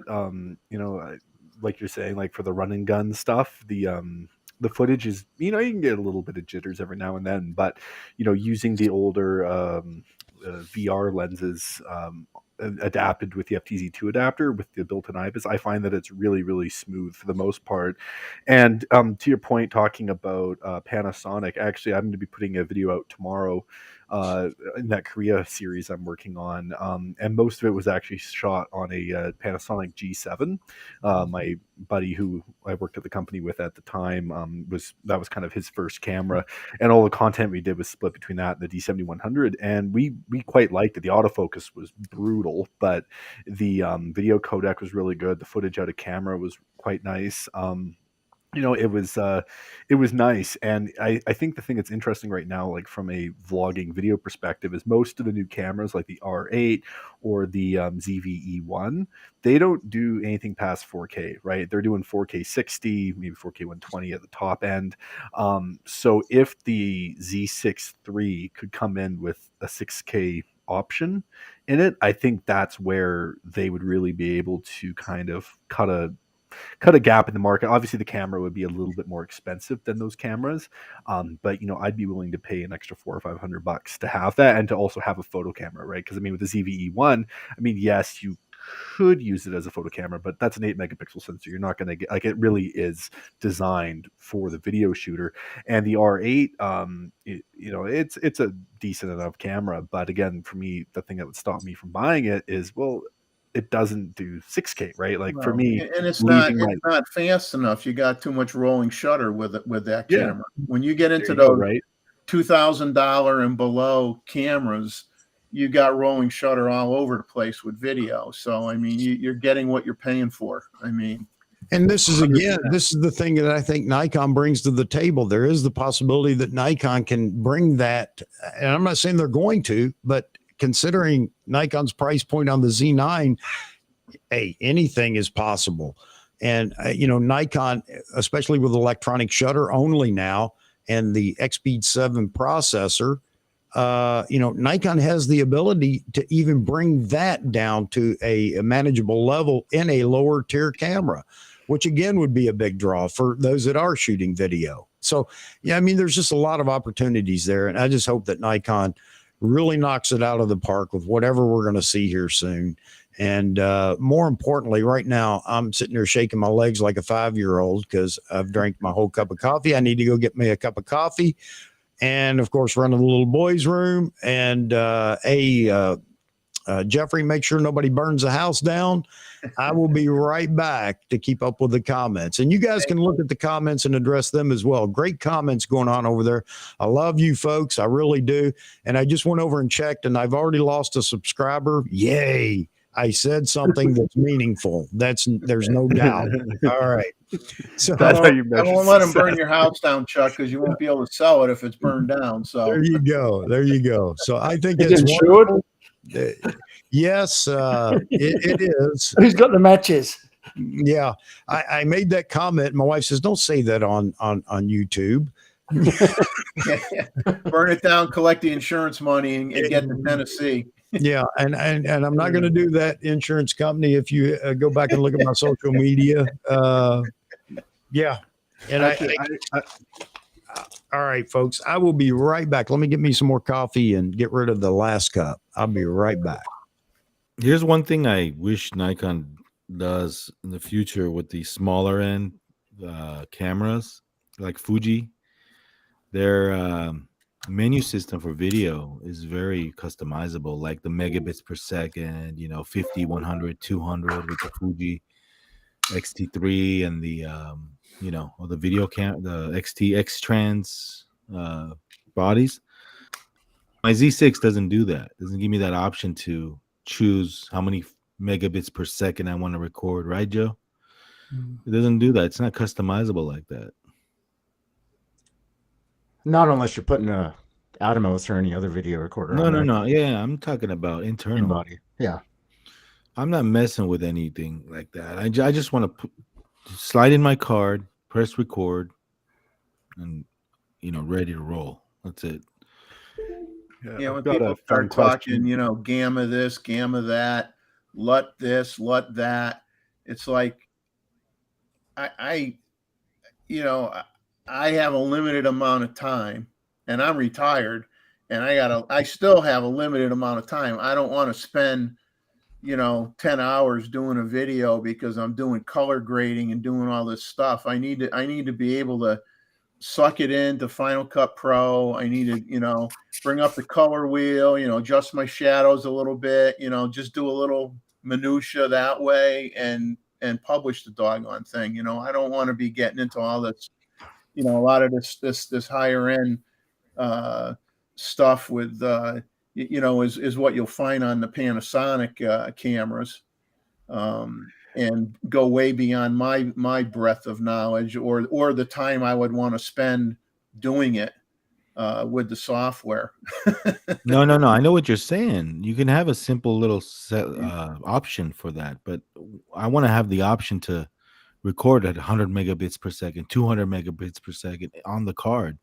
Fuji offers that. Sony offers that. Nikon, I'm not sure about the Z9, but the Z6 definitely doesn't have that feature. Yep. You know, I would want that. Hey, Joe Stroud, thank you, man. It was a good show last night.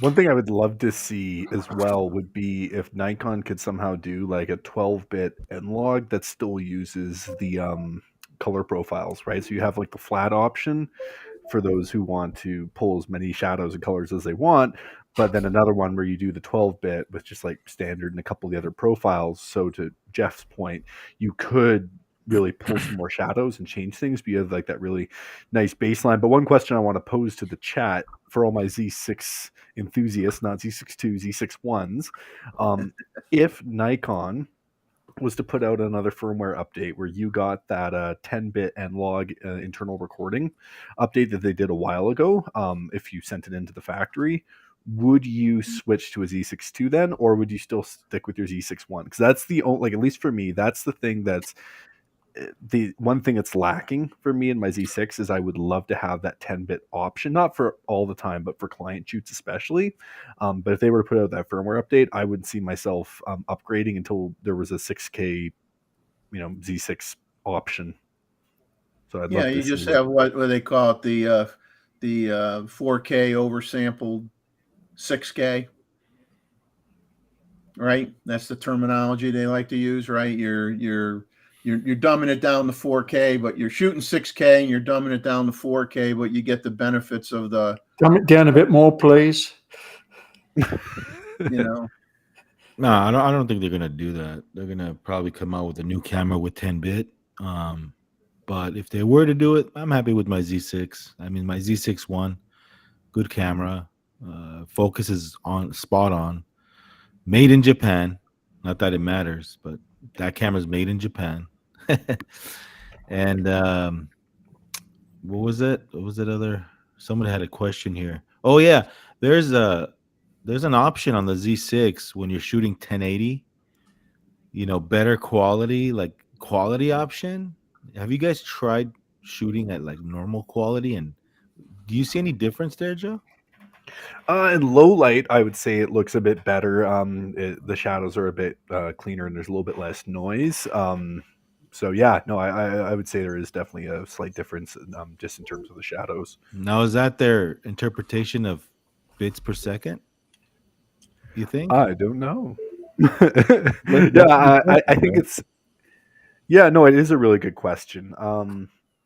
You know, I think maybe when you put it into high mode, it's oversampling 4K at that point, and in normal it doesn't. Perhaps maybe that's the way they're able to. Nice M&Ms, Chuck. Maybe that's the way they're able. See, I like how Chuck came back very peaceful and not angry because he drained the snake and also got some food. So the man, it's like a Mars bar commercial. Like he's just in his happy place, all zen. But yeah, so I think it's a good question. But I think if you're shooting in low light and you know you're wanting to shoot a higher ISO, then I would maybe say that high quality mode, that's kind of where it would shine the most. But typically I try to shoot in the lowest ISO I can. I just shoot in 4K 24 typically. But So it's about functionality, I think. You know, with a real video camera, you get all those inputs, you get zoom, you get, you know, all those video capabilities. Like when you look at a Canon C70, right? You know, it's a real cinema camera with a lot of features that are non-existent in hybrid machines. But again, those are made for cinema shoots. Those are made for real video shooters. But yeah, I mean, you know, this whole thing about implementing these little details in the new cameras, it's all about, is Nikon taking video seriously, you know? Are they taking the time to go to the next level with cinema? I think that they are, and I don't know about the cinema level, but partially there, because we have these box cameras that everybody seems to be wanting to produce. But as far as Joe, as far as that goes, one of the nice things about the mirrorless video is the fact that most of us are going to shoot in autofocus, and you're not pulling focus, and that's a problem. If you try to shoot in autofocus with a DSLR, one, it tries to rack focus, and it's constantly hunting and things like that. So you're really limited to pulling focus, which is, an old cinema thing. And if you're able to do it, that's great. But yeah, the mirrorless technology has made it so much easier to do video. And I think that's one of the draws to it, especially for social media content. And I think that's what we're really talking about. But there are folks out there that are using these cameras, these hybrid cameras, to produce high quality video and movies. And real movies. Yeah, doing movies as well. And they were doing that even with the 5D Mark II, by the way, and the 5D Mark IV, by the way. But you had a whole different group of people that were operating the system, pulling focus and everything else. And they did just fine. But there is a market out there for all this video that we're not aware of. And I understand if you don't follow indie filmmaker and look at what they're doing, these are low production filmmakers out there that are doing things with these cameras that is pretty phenomenal. I just posted a video, or I just sent a video to Ronald Pollard, a group out in California. My stepson went out to California to do one of his spoken word videos. And I mean, it's just phenomenal what they're doing with these cameras. And that's why it's such a big draw. And that's why Nikon is now interested in competing in that market, because that is getting bigger and bigger. So there's the difference between DSLR and video, or mirrorless, as I see it, Joe. But there's a whole lot more to talk about by those that are familiar with it. Biggest thing would be workflow as well. Excuse me, sorry. Yeah, but workflow and just the different inputs, XLR, things like that you're not going to find in your typical mirrorless or DSLR. Plus, I think Joe Stroud is asking what's the difference between using a Ninja versus like Atomos. Yes, that's what I thought too when I saw that. So clean, for example, the lower end models, you could record clean HDMI out, raw, 4K, I think 60 or something like. No, not 60. Sorry, 10-bit. 10-bit. Sorry, that's what I was gonna say. 10-bit versus 8-bit. Yeah. So, but yeah, personally, I don't mess with all that, man. I do YouTube videos, so what you can do with the in camera recording is good enough for me, man. Yeah, and at the end of the day, even if you had the original Z6 and you throw on an Atomos, you can just up the level of production just by doing something like that. So it's a very capable camera. 100%. Yeah, well, that's why I'm thinking, like, if they, because at one point, you guys remember you could mail your Z6. Yeah, I did that. And they would, oh, yeah, so you got the 10-bit unlocked? Yeah. That's 6. You can do it internally then. Oh, no, I'm sorry, with the Atomos. So with the original Z6. Yeah, no, I'm saying with the Z6, they had a program at one point where you could actually send your camera to Japan and they would do some sort of modification to it. So you had 10-bit and log internal recording on I did not know that. Yeah, they closed the program, I think, about a year ago. I was going to do it. It was like $200 to get them to unlock it. But that's what I mean. Like, if they were able to do that, I'm sure there would be some sort of firmware update they could do that would unlock that feature. As long as it wasn't too invasive of a procedure that they were doing on the camera at the factory. Hey Joe, you're stuck with one lens with the camcorder, man. So, but I mean, it's zoom. It's a power zoom, which is cool. You can, and again, it depends on what you want to produce, and I think that's what we're really talking about. You could do videos for YouTube all day long with a camcorder. Of course you can. Or a phone. Or with one of these. Yeah. What's that? The Pocket 2. Is that the Osmo? Yeah, the second gen. And Mozman, you're absolutely right. Marcus Pix, he does talk about camcorders. Actually, there's a YouTube channel I just ran across recently where a guy goes out. He's always in the market to buy camcorders, and he buys them by the box load. I don't know where he's getting them from, maybe returns or whatever, or years gone by. But yeah, you can still use them, of course. Hey, do they still sell like the new generation camcorder? I don't know. I think they do. I mean, just Yeah, no one talks about Sony that. has a line of small camcorders that I see when I go in Best Buy all the time. Canon too. You know, and they're not that expensive. I mean, if you just want to do, I mean, there's nothing wrong with them. But why no one talks about them? I don't know. It's just like, I think people are just trying to have everything in one product. You know what I mean? Be able to do photos and movies, you know, not have to have, I got a camera for pictures and I got a camcorder for movies. They like the hybrid process right now. And I think the camcorder sales or those types of devices have gone way down because of what the hybrid cameras can do now. Yeah, remember those old camcorders with the VHS? Like you pop it in and you slide it in. Remember the noise that it would make? Winding There you go. Hey, Brad's got one. Brad's got one right there. You see the name? Yep. Hey, there you go. You guys know Betamax? Somebody other than Roy showing off the gear. Yeah. Is that a new Pentax release? Hey, Brad, what else you got hiding under the desk? Gotta get the giant case up for the Betamax. There you go. Man, you were professional. Look at Roy's smile on his face. Hey, ordinary filmmaker Simon over there just posted a video. I haven't seen it yet, but it says a $1,000 cinema camera ? I wonder what that's all about. Again, you know, video is here to stay, just like everything else, man. And man, 2 years ago or 3 years ago, I was fighting everybody over video. Nobody wanted the video and cameras and everything else. And man, unbelievable.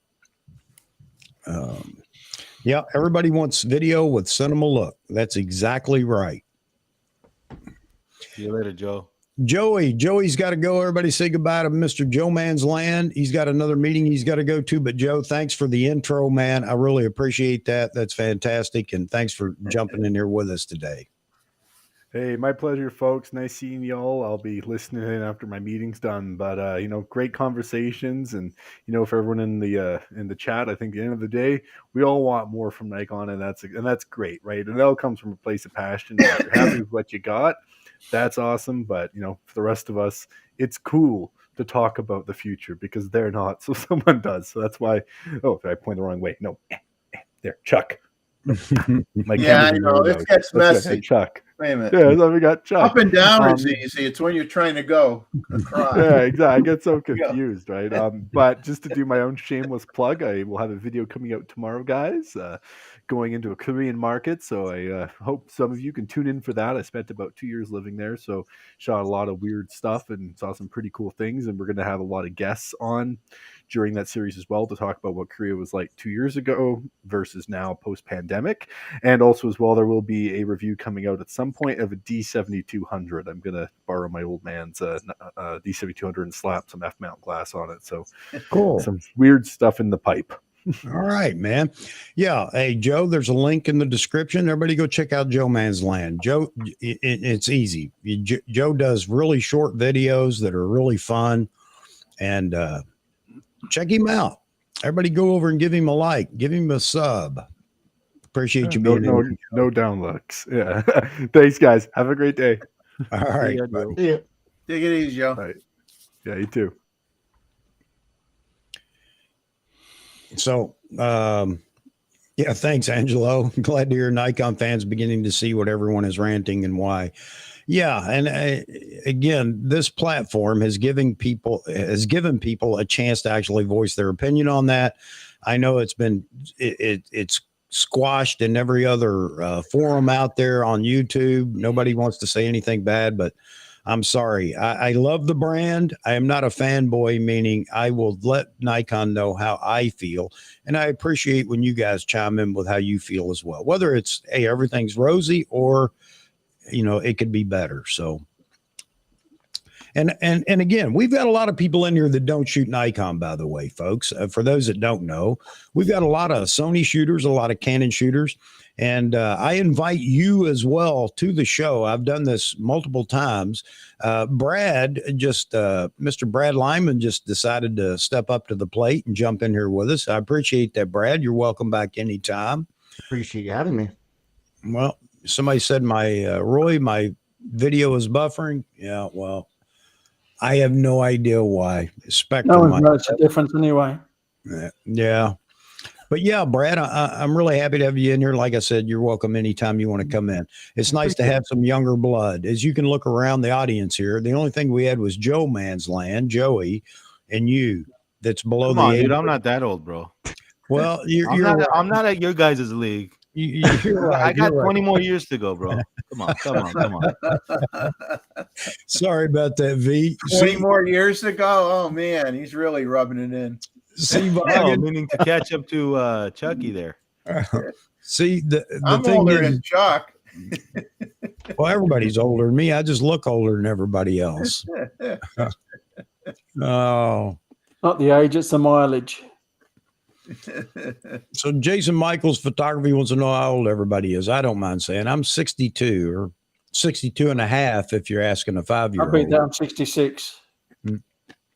I'm 37, and happy birthday. Who was that, James? Friday? Yeah, Jason Michaels. Yeah. Jason. Mm-hmm. Hey, Jeffrey, where's the gray hair, man? I mean, you shave every day, but That's right. every day, huh? You shave. Yeah, I never I would seen have facial that. hair. I would have that infamous horseshoe effect if I didn't shave. So, and I'm 64. I just turned 64 last week. So, I've never seen Jeff with facial hair ever. Look at all these people. A lot of people in their 40s. Man, I wish I could go back to my 40s. yeah.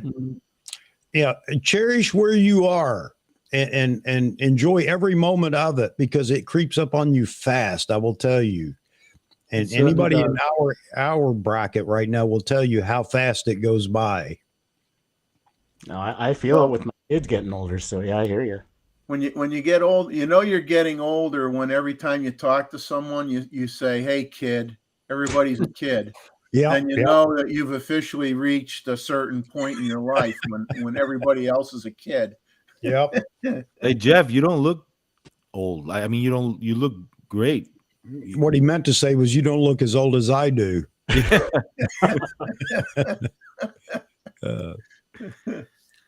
I'm just happy that I still get carded sometimes. Yeah. Yeah. I don't have that issue. Imagine I that. wonder why. Well, you get certain you get grocery stores. Like I'll buy a bottle of wine and I'll scan it, and the lady has to come over and approve it, and I'll look at her and I say, "Seriously?" She goes, "Yeah, we have to do it." And I says, "Well, I mean, if you said I looked like I was 20 or or something, I'd feel better, but you didn't say that. Just said I have to do it." Leon's got another question here. How long has everybody been doing photography? I'll start out real quick. Well, it's kind of it's not the easiest answer in the world. I actually did it in the military. That's where I formally learned about photography, to include darkroom, developing, enlarging, and everything else. But I picked it back up after the kids were gone and all that kind of stuff. And it's so much easier to do then. Let's see. I think I started shooting again in 2005. So what are we talking? 2006, somewhere in there. And that's how long I've been doing it, actually actively doing photography. I've been doing it for 60 years, but it took me a long time to get that first roll of film developed. There you go. Had to find the money. I took photography classes in high school, but I didn't buy my first real camera until 2019. Okay. So it's still fairly new. Jeffrey. Well, I started shooting when I was 7 or 8, around there, because my mom my mom had everything. She had brownies, she had Brownie, 8mm movie cameras with the bar light, where the lights were so strong it was like brighter than the sun, and you could heat up a house with it, when they were turned on. Instamatic cameras and 35mm rangefinder cameras and everything. I still have my mom's My first Kodak camera. 24. My first camera. Wow. Let's just say a long time. I've been doing it a long time, but I mean, Oh, I've the really Bakelite. gotten nuts where I probably shoot over last 5 years. I shoot easily over 50,000 pictures a year, easy. In the last 5 or 6 years, once I retired, I was able to get really get into it more than when I was raising my children and stuff like that. But wow, Madhouse 20-ish. Man, dude, I want to be 20-ish again. Oh man. no, I don't want that. I don't want no 20. 30. I'll take 30. No. I'll take 20-ish. Man. Is that 20-ish years old or 20-ish doing photography though? Oh, yeah. Okay. Good point, Brad. Yeah. You ruined it for him. Damn, I wish I was a toddler, man. You want to go way back? No bills, no nothing. Somebody asked how old you are, Vahagen. 40-ish. 40-ish. That means 49. And when he says 40-ish, A little bit less. 46. 77. So the year Elvis died. Nancy, you conveniently missed the age question. And we won't ask. No, impolite. But I've been doing, when did I start? Man, I was like 89, 90 when I started shooting, like seriously. So 1990. So we got a lot of people in here that have been into photography for a long time. I think it's great. My problem is getting rid of the gear I use and buying new gear. I keep it all. Yeah. Yeah, you guys can't see everything. For those that haven't been in here before and seen Roy's museum behind him there, he can pretty much pull out whatever we're talking about as it goes back in time with Nikon. Yeah, Martin. Roy, did you ever own a Greyflex? No. Doesn't have a Nikon brand. Yeah.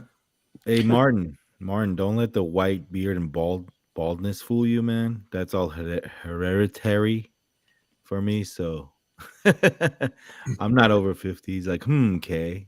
He doesn't believe me. Oh, man. How old are you, Martin?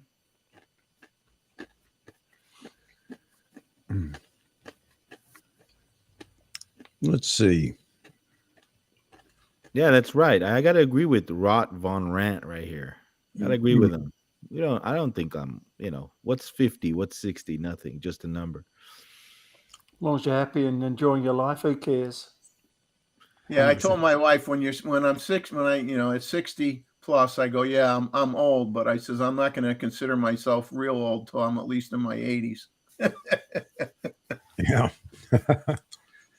If I'm in my 90s, then I'll call it near death. Yep. It's probably true, Matthew. Roy even has a Z8 that he can't show anyone. Yeah. Wish I did. Wait, how old were you, Joe? 50? You don't look 50. The Z8's right up behind Jeffrey's head. You just can't see it. Yep. Yeah, I'll let you see it. No, then my headrest blocks it. See, Yeah. I got it all figured out. Hey Jeffrey, what do you use to shave, man? You got a pretty clean shave every time. I just use a razor, man. Every day. Every day. Well, every other day. I shave every other day. So I'll have one day where I got a little bit of fuzz on the top and a little bit of fuzz on the face, but I'm a little lazy. I don't do it every day, every other day. Yeah, I think I got to start the Mr. Clean look. Shave. Kevin says he still feels young at 40. He just feels as old as his kid's age. His oldest will be driving soon. Hey, my grandson is 19, Kevin. Man, when I was 19, what photography? What? We just go out, party, and I want to form a club. You know, they got the hair club for men. I want to start the hairless club for men. I think we're definitely unappreciated, us hairless guys. We got to have a hairless club for men. They say that balding people use more brain cells or something like that. Or Chuck, you got a full head of hair, man. Yeah, and it's a pain. Chuck's one of those guys. If he's 100, he's going to have a full head of hair. You could just tell. And you eat those M&Ms like nothing, man. You must have some good genes, man. I do. They're Levi's. Yeah, I just I'm still a 31 waist, man. I can't complain. Look, I don't do anything for this. You know, I'm just blessed with this metabolism and this curse of this hair. I know you guys that don't have hair want hair, but I'll tell you, it's costing me a fortune nowadays because I can't get a real haircut. I have to go to somebody that's a hair stylist. I can't find a barber. And I need a haircut. I'm going to go get one tomorrow. Oh, man. Jay Smith says grass doesn't grow on busy streets. That's great. I hadn't heard that, Jay, and I'm from the South. I've heard a lot of different things. That's cool. I like that. Yeah. Joe Stroud says, I wake up every morning. I feel 30, but all my broken bones in the past tells me the heck you are. You know, I even worse for me, Joe, I wake up in the morning wanting to take a nap. Hey, Chuck, just shave your head. Easy. I did that for many years when I was in the Ranger Battalion. That's the only thing I could do. I couldn't afford the haircut every week. Yeah. You got hair, so who cares? Just shave it. Exactly. And you know, I've done that. I got a haircut up here and the lady just butchered it. And I said, she said, well, I'm so sorry. It's not what you want or whatever. I want a flat top. And why that's so hard to get anymore, I don't know. But anyway, I said, just shave it off. She said, shave it off. I said, yeah. She goes, well, I'm not going to charge you for the haircut. I said, it's still a haircut. It'll grow back. A lot of people talking about your show yesterday, Vahagan, and I agree with all of them.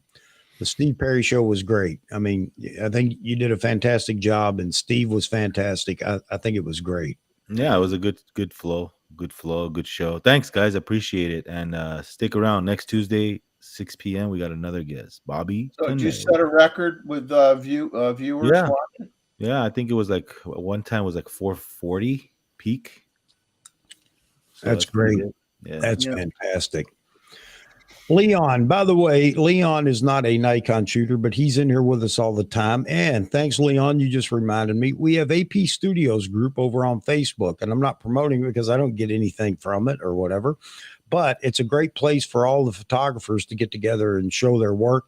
I love looking at all the photos that you guys are posting over there. It's fantastic. If you'd like to be part of that, you can go over to Facebook at AP Studios Group on Facebook and start sharing what you're doing. It's great. An opportunity to show off some of your work. Oh, you do shoot Nikon. I thought it seems like you're talking about Sony most of the time, which is fine. Again, we are not, we may be Nikon centric here only because your host is shooting Nikon, but everybody's welcome. Canon, Nikon, Fuji, OM, even a black and white Leica. Slightly overpriced, I think. Wouldn't you say? Slightly. Jeez. Hey, so can I share a story with you guys? Please. Behind the scenes of what goes on. So, I contact people to be guests on my show. Different people from the photography world. So I scatter the internet and I look at artists and some of the greats of all time, ones that are alive. So I come across Andreas Gursky. Andreas Gursky is he's a legend photographer. So I emailed, I got a contact. I emailed him. I emailed the agency that's selling his prints or whatever. So I get an email back saying, "Dear Vahagan, thank you very much for inviting Andreas Gursky to your podcast, Vahography Talk. Andreas would like to thank you for your interest and would also like to ask for your understanding that unfortunately he cannot participate as he is at the moment too busy with the preparation of his upcoming exhibitions, catalogs, and photo projects. It'd be awesome to have some of these legends on, that, just a little bit of insight of what goes on behind the scenes, Yeah, get Annie Leibowitz on. I tried that. Yeah. No, but Andreas Gursky, you guys heard of him? No. Yeah, he has a lot of famous photographs. You probably seen his work, but one of the top guys, and it's cool. Well, one day, see what happens. I'm going to get Gray from Gray's of Westminster on the show. I would love to do that because I got to tell you, if I'm going to talk about old cameras or be part of a conversation about old cameras, I want it to be storytelling time like Gray does. I love listening to him talk about his days early on as a photographer, and all the people he shot. I mean, the bands, everything that went on. I love listening to that.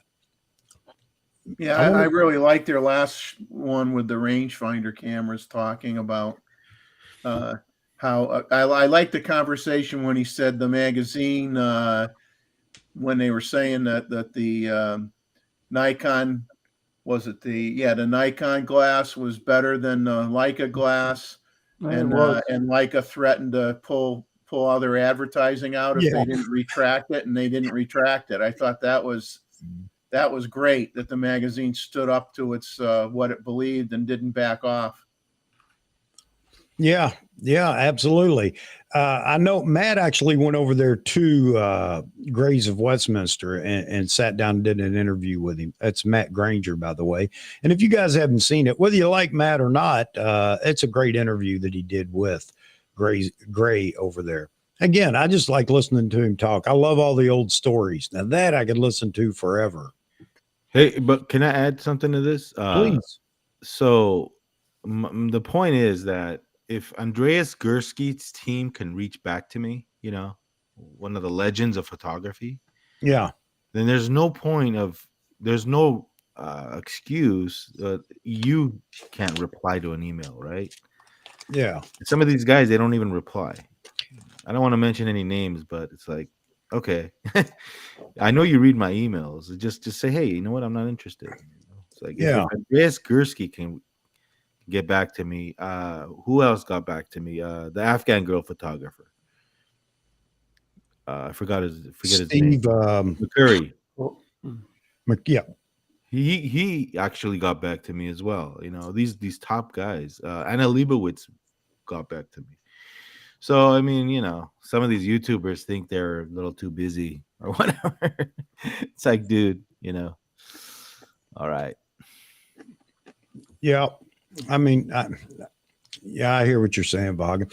I tried that the early months as I've talked to you about it, but, everybody here in the audience doesn't know. I tried contacting people and they sometimes, actually, most of the time they would at least tell me, no, I'm not interested right now, or I'm too busy right now, or whatever excuse they had.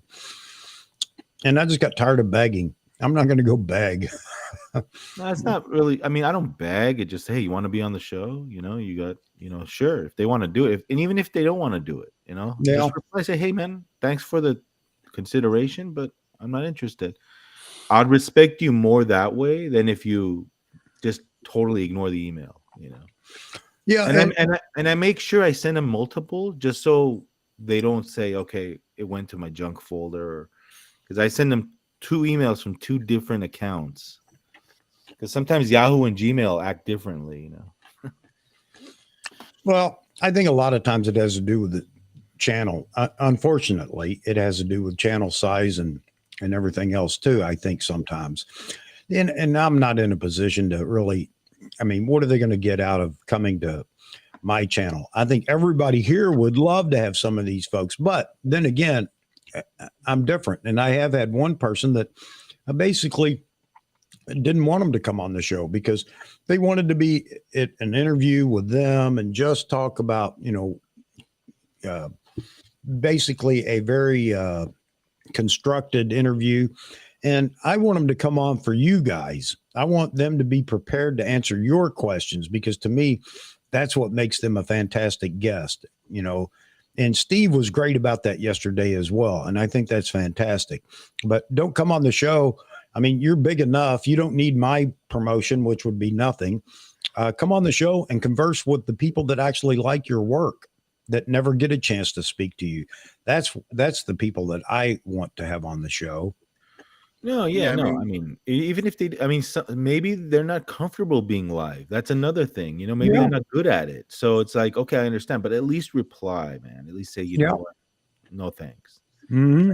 Some people are like politicians. They want the questions ahead of time. Yeah. They don't want to be surprised and then not have that answer for that one question that somebody asks. And it's okay to just say, I'll have to get back to you on that. I don't know. I don't, off the top of my head, I don't know the answer. Yeah. But like Vaughan says, if they just answer you and say that I'm not comfortable with live, or no, I'm sorry, they don't want to say that. They just say, no, I'm sorry, I'm busy. That's fine too. But yeah, I just want people that want to come in and sit down and chat, and let the people in the chat talk to them, get to know Have them. you guys tried Hudson Henry? I think he's another Nikon guy. I don't think I've ever actually approached him. Yeah, I know who you're talking about. Yeah. He was actually in my neck of the woods. He did a video maybe 2 weeks ago or 3 weeks ago. He was he went to North Charleston. He went to that Magnolia plantation that I drive up to every once in a while. And he took pictures of the gators and stuff like that. And he had a group of people with him. And I think he does classes and stuff all around. Yeah. He does a but lot. I know I've learned a lot from him as far as photo tours, programming the Z9 and the custom buttons and all that. I've learned a ton from that guy. Mm-hmm. And here's another aspect of this. Some people, they want money for their time, right? Like Mozman right here says. Yeah. Well, right now there's no budget because the channel's not making anything. But eventually, like, let's say if I get sponsors, I could, like, half the sponsorship fee for the talent, I guess you want to call it. Hey, by the way, Mozman, how did she lose her fortune? Do you know the story? Interesting. Oh, I remember. I vaguely remember the story from way back when. Yeah, she. And she has she got it all and lost. Pretty much lost it all. What? Gambler? She's a gambler or what? I'm trying to remember exactly what it was. I remember I bought a book about her and I read it, but that was many years ago. Living too large. Mismanagement, living too large. Yeah. You know what it is? She sees her clients living large, right? Because they're all, celebrities, wealthy, and she probably thinks, hey, why am I not living like this too? So Nicolas Cage had that problem. He bought like mansions and stuff and lost it all. I think she was too busy with work to realize where she was just spending money and not really keeping track of what came in and what went out, and eventually what was she didn't have enough coming in for what she was spending, but she was just so busy. She just thought she had the money, and eventually she did not have the money. Wow, $100,000 a day shooting fee. Can you That's a imagine lot. that? Yeah. Well, she has the resume, man. You should see her. For that shot. kind of money, I could have a Steven. Oh, You'd yeah. have two Stevens. For that kind of money, you'd have Jared Polin, man. Yeah. Not Steven. I want a Steven, though. I need a Steven. Or you just call them Thing 1 and Thing 2. Yeah. I'm going to pull a Kramer and get me, I don't know how familiar everybody is with Seinfeld, but when he got his understudy from the college or whatever, anyway, you'd have to see the show to understand it. But anyway, I want a Steven. You want to be able to turn around and say, can you cue up that video now that we have to show people? Exactly. Cue it up right now. Yeah. Steven, Joe wants to join. Send him the link. Everybody has a price, Everybody. You name their price, they'll be on your show, even in person, in front of you, one-on-one. Now that would be fun, Sebastian. That would be a great person to get, Gavin. Man, that would be hilarious. You couldn't help but have fun. Brad, you familiar with Gavin Hardcastle? I'm not, but I'm seeing a lot of names on here that I have to look into after this. He's a landscape photographer with a twist. He is hilarious. More like a twisted landscape photographer. He is hilarious, man. Check out a couple of his videos. I think you'll enjoy it. I will definitely do that. Anna Leibovitz has a direct number to her studio. You can actually call and somebody picks up and says, "Hey, studio," I'm like, yeah, could you tell Ms. Leibovitz that AP Studios is calling? Like, yeah, can I speak to Anna, please? Yeah. We go way back. She'll remember me. She owes me money, damn it. Nick says he just needs 3 8-hour weddings a month to be comfortable. There you go. $100,000 a day fee. I'm sure that was in her prime, but not since. And I'll tell you right now, and not to disparage Miss Leibovitz, great photographer, obviously, because look at the following and everything else. But I mean, her work, while I liked it, it was commercial to me. And it was great commercial work. I saw all of her work as commercial, but I haven't seen all of her work. I shouldn't say I saw all of her work. Yeah, it wasn't earth shattering to me. But then again, it's not a genre that I look at, so. No, I okay. You know what? I disagree with you, Chuck. Okay. Her work is good. Well, yeah, I said it's good. It's just not earth shattering to me. I'm not, earth shattering. I don't know. I like Joel Grimes. I love what he does with his composites and stuff like that. But that's just it. Everybody has their own genre, right? And I can appreciate a good artist. They may not be my favorite though. What is it? Jason, we're talking about Anna Leibovitz. Used to charge $100,000 per assignment. He was asking who was the photographer. Oh, that's the other thing. I don't need somebody famous like that. Not like it was ever going to happen, because I'm not a starstruck person. I've met way too many important folks around the world in my years of traveling.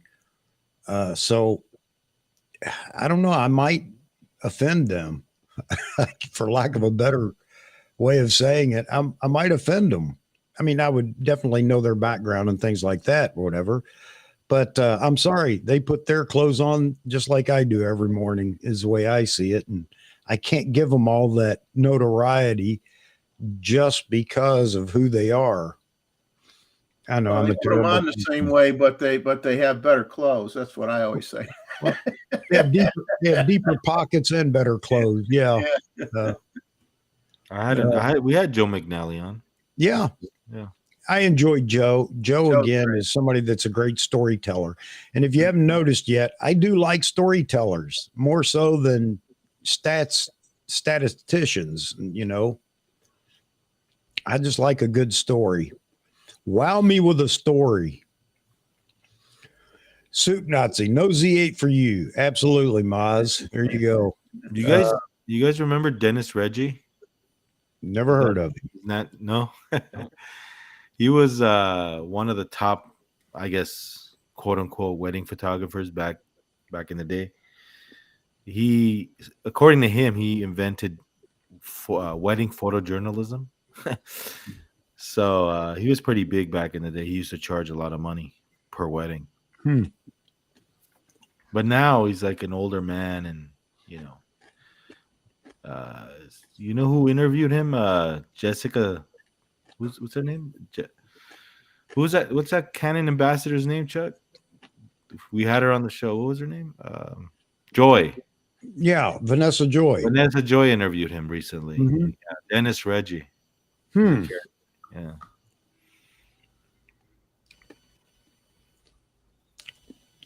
Well, you know what? You make a good point.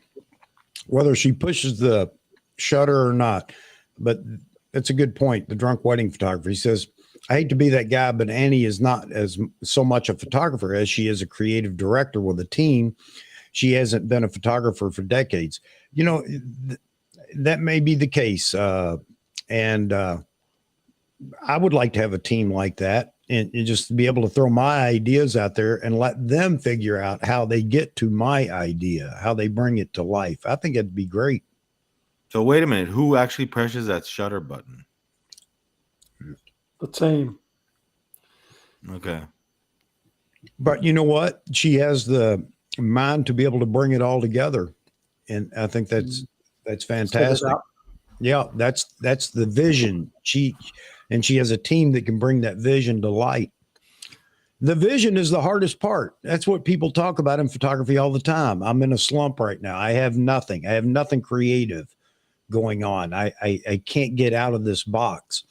And, I wish I was that type of person, that creative that could even just direct. Even then, I might be able to achieve some of the things that I think about, I come up with. What about you, Brad? You're sitting over being quiet. You got to get in the middle of this. I don't want you to go to sleep. You know what? I was actually going to comment that I like this guy's name, the drunk wedding photographer. Yeah. I was just waiting patiently to put that out there because there were times when I did weddings where I wanted to be the drunk wedding photographer. That's one of my plans in the future, to be like the director at a wedding, not to actually shoot. Yeah. Hire two guys. Yeah. Do the poses, lighting, and then tell them shoot it. Yeah. That's you get older. I mean, I don't know. I don't know if that's gonna fly, but Hate shooting weddings. Too much work. Too many people to deal with. Joe is a historian of photography, because this is what he did. He went to school for, and Joe, I'm not going to say what, because I can't remember, but anyway, Joe went to school for art, and I guess he studied Ansel while he was there. This is an interesting story. Ansel Adams was never listed in the phone book as photographer. It was under Ansel and Virginia Adams. People would call him and want to show him work, and he would say, come by at cocktail. It's a nice little. I like it. Yep. Mm-hmm. Did they have your profession in the phone book? I didn't remember that. I don't know.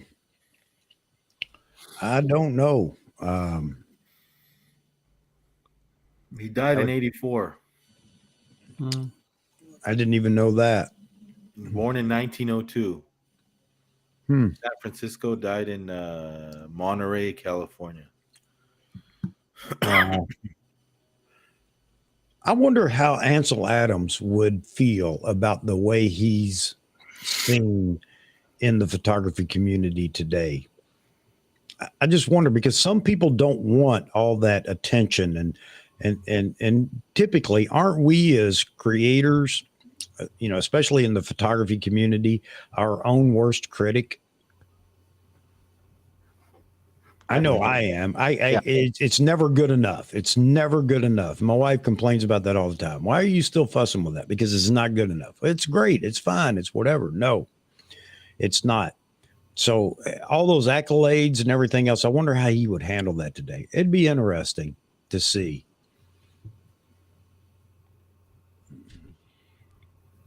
And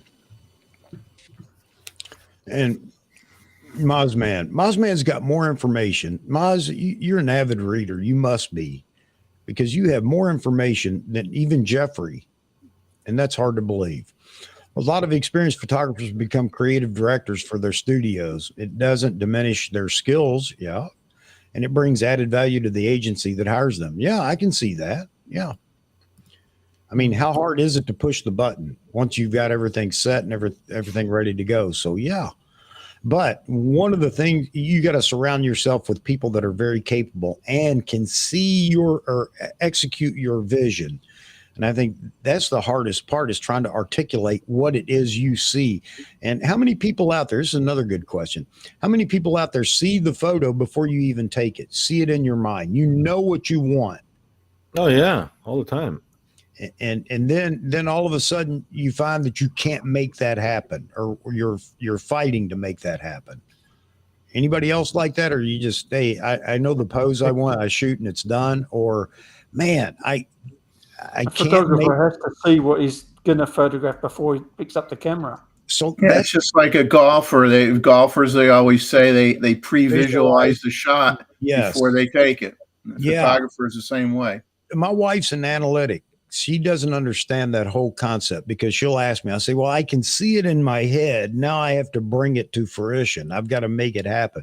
And she has no idea what I'm talking about, because she is not a creative. And she goes, oh, I would love to be more creative. No, you don't. No, you're great as an analytic. And why is it I'd rather be more analytical. And instead of going, I can't remember his name, or I can't remember what that's called. Maybe I would remember that if I was one of those analytical people. I am not. Doing candids and on the street with people would drive me crazy, because you envision something, right, with the person on the street. Yeah. The lighting is right, and then it's perfect, and then they move or they turn or they pass that perfect frame that you were envisioning. It just drives you crazy, you know? Yeah, well, you know what? You would think that posing models would be a creative process, but I now believe it's more an analytical process. Does that make sense? Anybody else feel that way? Yeah. Well, all right. Roy's got to go, folks. All right. We didn't get to say goodbye, but sorry. Thanks, Roy, for being in here. That's why I respect street photographers, man. Because they're out there like just shooting strangers and just going up to them and just boom. You know, it's like today you'd probably get, I do that too sometimes, but Well, you know what I find funny? I always someday I'll have to make a comment to Matt Irwin or write to him or something, is when he does his street photography, it's like he'll get the guy, that walks in that skinny alleyway that's dumping the garbage into the dumpster type of shot or whatever. And it's like, if I went in an alleyway like that, where I used to live and even where I live now, I'd get mugged. It's like, he's always shooting at night. He's always shooting when it's the most dangerous to be out there shooting, at least most places in the United States.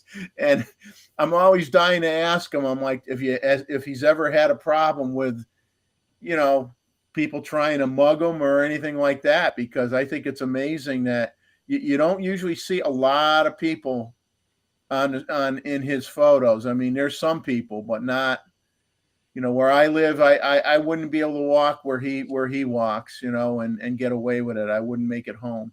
Well, he goes with somebody. I don't think he goes alone. Yeah, he has that one friend that was sick for a while or fighting cancer or whatever. And I guess recovered. Martin Makes a Yeah. point. Australia ain't the States. Is it tough to go out night shooting where you guys are from? Because I know here in Seattle, it's one of those things where I don't even think about it anymore. Right. Yeah.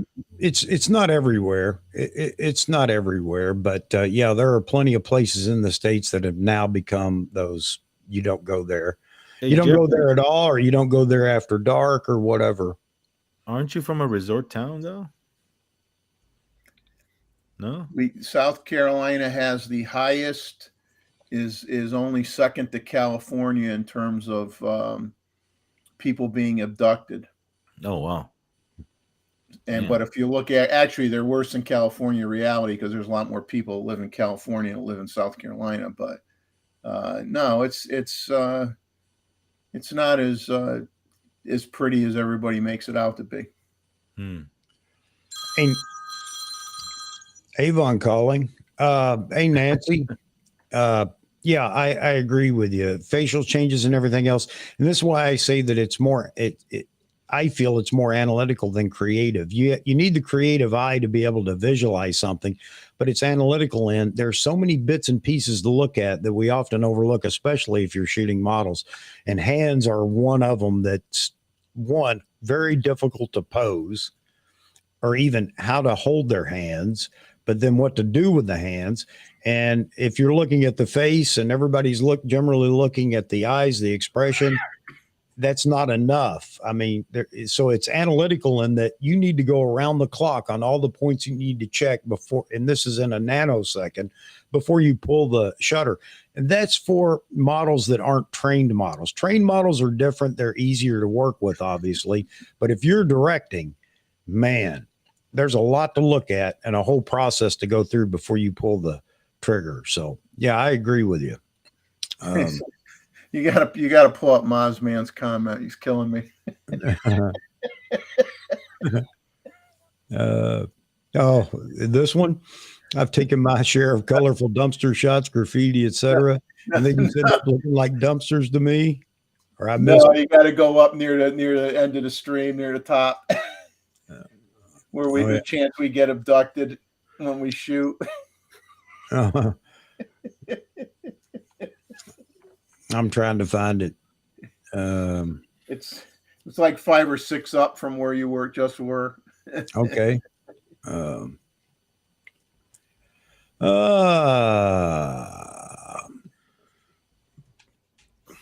Man, where is it? I don't see it, Jeffrey. It's just read 1, it. 2, 3, 4, 5 down from the top.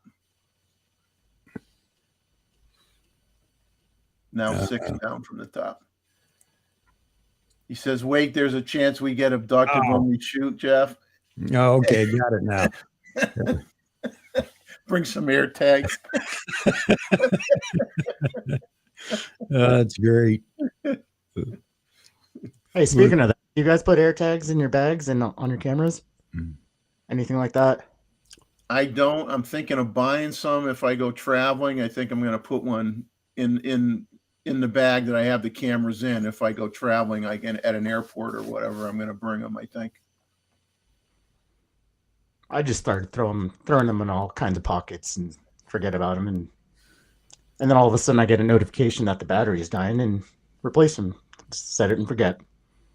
I've never used one. I mean, it just ties in with your phone, right?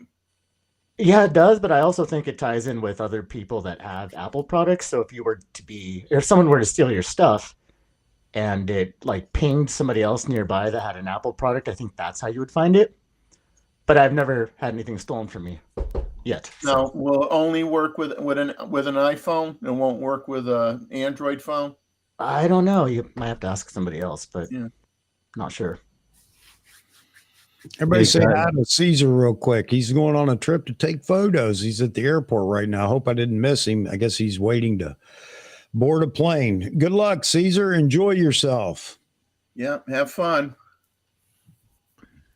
Yep. Hey guys, I got to roll, but it was nice being here. Chuck, thanks for having me on. You're more than welcome. You know you're always welcome. Jeffrey, always a pleasure. Nice to meet you, Brad. Nice to meet you as well, bud. and we'll talk to you guys soon. Everybody in the chat, have a good Wednesday, and rock and roll. All right, V, and great stream yesterday again. Everybody go check out the stream if you haven't seen it with Steve Perry. It was a great stream over on Vahography. Link in the description. All right, I'm out. Hey, by the way, you guys haven't seen Z Wade in these circles for a while. Well, on weekdays he's busy. Sometimes he'll jump in during lunch. I guess other times he's too busy to do that. But yeah. All right, guys. Thank you. See you later. Take care. You're welcome. Thank you, Hagen. All right. Yeah, I think it's about time for me to get out of here too. We're approaching the 3 o'clock mark, and that'd be 3 hours. I know that we can typically go on and on and on. And I've really enjoyed it today. I'm really happy to see all the participation. So many people in watching. So let me do this pitch again real quick. If you are a watcher, that's absolutely fine, because I know sometimes it's you're busy doing other things, and you can just turn the stream on and listen to it in the background, because again, we aren't much to look at. So I can understand why you wouldn't have to watch. But I love when folks get involved in the chat, and it's always a very lively chat. There's so much to be learned over there in the chat, not from me, but from all the folks that participate over there. If you have a question about a camera, a technique, or whatever that has to do with photography, I encourage you, just ask it in the chat, because you're going to get some responses. And there's so many people over there that are so knowledgeable, and it could be any genre that you may shoot, because not any one of us is an expert in all genre, but there's going to be somebody over there in the chat that can help you. Not just those that are on the panel. And of course, there's a lot of experience on the panel too, excluding me. But if you enjoy this and you enjoy just listening to it or otherwise, and you would like to join in and be on the panel, here's Brad Lyman. He sent me a link, just as I put it in the description. Send me the link in the title or the subject on the email. We sent him the link, and Brad showed up. Brad's from the Pacific Northwest, but he had a gloomy day out there today, so he decided he'd join the panel and have a gloomy day here. And I appreciate it. He got to share his gloom with the rest of us. The curtains are closed, so I can't tell it's gloomy. Okay. So yeah, Brad, you're welcome back anytime, as is everybody that is a subscriber to this channel. You are welcome to come on here and sit on the panel. I don't care if we fill the screen up with people. I think that just makes for a lively conversation, or as Baron from Photography Discourse would say, a lively discourse. And I wish Baron would come and visit us more, but I know he's a busy man. But yeah, you're welcome to come on and voice your opinion and be part of the show.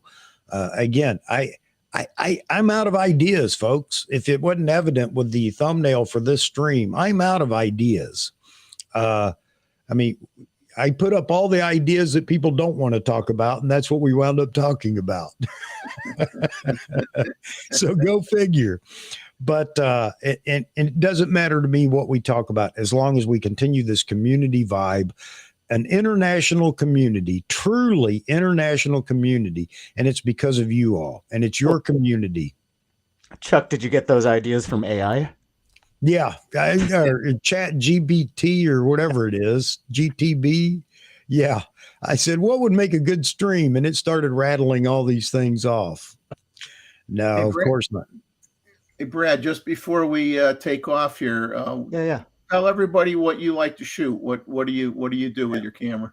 Well, so first I started off when my son got into drones, and then I got into drones, and then I bought my first camera and started doing landscape, weddings, stuff like that, and then started a media company that I'm trying to grow right now, and that's kind of why I got into the Z9, because of all the video features, and so that's where I'm at right now. Great. Well, tell us about, where do we find you? How do we find you? And what are we looking for? Well, I have a channel that's not really anything right now. It's just somewhere where I post some of my work. But Lyman.media on Instagram is where you can find me. Okay. Lighting.media. Oh, I'm sorry. Lyman. Lyman. Yeah. Okay. Yep. All right. Cool. All right. Well, check out Mr. Brad Lyman. I appreciate that. And what kind of media, what are you doing as far as a media company? What are you talking about specifically? Just more like corporate video shoots and anything anybody would hire me for, to be honest with you, at this point in my career. Okay. So kind it's of video. trying to get away from the corporate world where I do my 9 to 5 and try and just do this specifically. So right now it's just taking any job I can take. Okay. Well, that's the way we all start, man. That's the way you got to start. Got to start somewhere. That's right. Absolutely. Well, hopefully you make a great name for yourself in that. And you need to come back and continue to visit with us and share with us how it's going. Plus, maybe, get a little more exposure. Isn't that what everybody says? Well, I can't pay you, but I can give you some exposure. All right. Well, I appreciate you guys letting me be. Good luck to you. And hey, once a month there, Chuck has his, we all share photos once a month, photo review. First Saturday of every month. So you welcome to send something in to Chuck and then come on and talk about your image and share it with people. Yeah, not just that, but even sit on the panel. I always encourage folks to join the panel to actually talk about the photos as we go through them for the review. By the way, that is coming up here before too long, folks. I think in the next stream Saturday night, I'll mention it and it'll be in the description. The next photo review, it is the first Saturday of every month. And, I look forward to those because we have some fantastic photographers in this community, and it's fun seeing everything that you guys produce. We always look forward to seeing what Mr. Joe Stroud's going to bring to the table. And he's off the charts. I love his style. Not that other people aren't great as well, but yeah, you're welcome to do that too, Brad. And again, spread the word, bring some other folks, tell them to come in and have fun with us. Again, we just like, we don't care what you shoot. We don't care if you're video centric and you want to come into this forum and talk about video. We need more of that because video is a big part of what we're doing today. So glad you joined us. Hope you had a good time. I look forward to seeing you again. Yeah, for sure. Jeffrey, always a pleasure having you in here. I mean, you are the, everybody asks if Jeffrey misses a day, everybody, where's Jeffrey? What's going on with Jeffrey? That's how loved you are, man. So you just got to say, oh, I think the gator got him. Or he got mugged. Or I got mugged. Yeah. But I mean, it's you got to take a pause for the cause from time to time from YouTube, and I'm sure I'm going to have to here before too long. Maybe I'll just pass the torch over to Jeffrey if he wants to handle it all for one night. But oh man, that would be a disaster. No, not at all. Chuck would lose all his subscribers in the first hour. Yeah. You know what? David's asking, what is the theme this time? You know what? Maybe we'll do that. Maybe we'll do a theme. We're not going to hold anybody's feet to the fire if they can't meet the theme. That's fine because I still enjoy looking at everybody's work. But maybe it has to be taken within the month of April. Whatever you're going to present has to be taken within the month of April. And I should have put that out at the very beginning, shouldn't I? Well, people have been out shooting possibly. So there's the theme for May's photo review. I say it has to be. You know what? I'm not throwing your photo away if it was taken in March or April of last year. I don't care. Again, it's just fun to see what you guys are producing out there. Yeah, Mozman, Mozman is already on it. April of 2023. Yes, it should be. It should be. Just try to stick to that, and whatever you do is fine. All right, folks, everybody in the chat, what a wonderful day it's been. All you folks that are regulars, it's fantastic. I appreciate each and every one of you. I am humbled, and I'm probably beginning to turn red because this is where I turn red. I am humbled that anybody wants to come. I know they don't come to see me, and that's fine because it's really about the community, and I hope you guys are enjoying the community. As rambunctious as we can be, but we can all still talk and carry on a conversation, even whether we agree or not. That's the way photography, a community should be. And you guys are the ones that make that happen. Pat yourselves on the back. Everybody look under your chair. There's a brand new Z8 for you for participating today. No, it's behind Jeff's head, though. I'm waiting for him to move. I have the Z8X, which is the 61 megapixel version. If you haven't been keeping track, the Z8's only going to be 24, but the Z8X is going to be 61. Well, I look forward to I look forward to whatever it's going to be, and just to see, because again, I think it'll be a great day in the Nikon camp. At least something new's come out, and we can all applaud. But again, thank you all for being part of this community. And with that, I'm not going to ramble on anymore. Any parting words, Brad, before we go? No, just thank you for letting me join, and nice meeting all you guys and everybody in the comments as well. No problem, buddy. Thank you for being here. Jeffrey? Yep. Nice meeting you, Brad.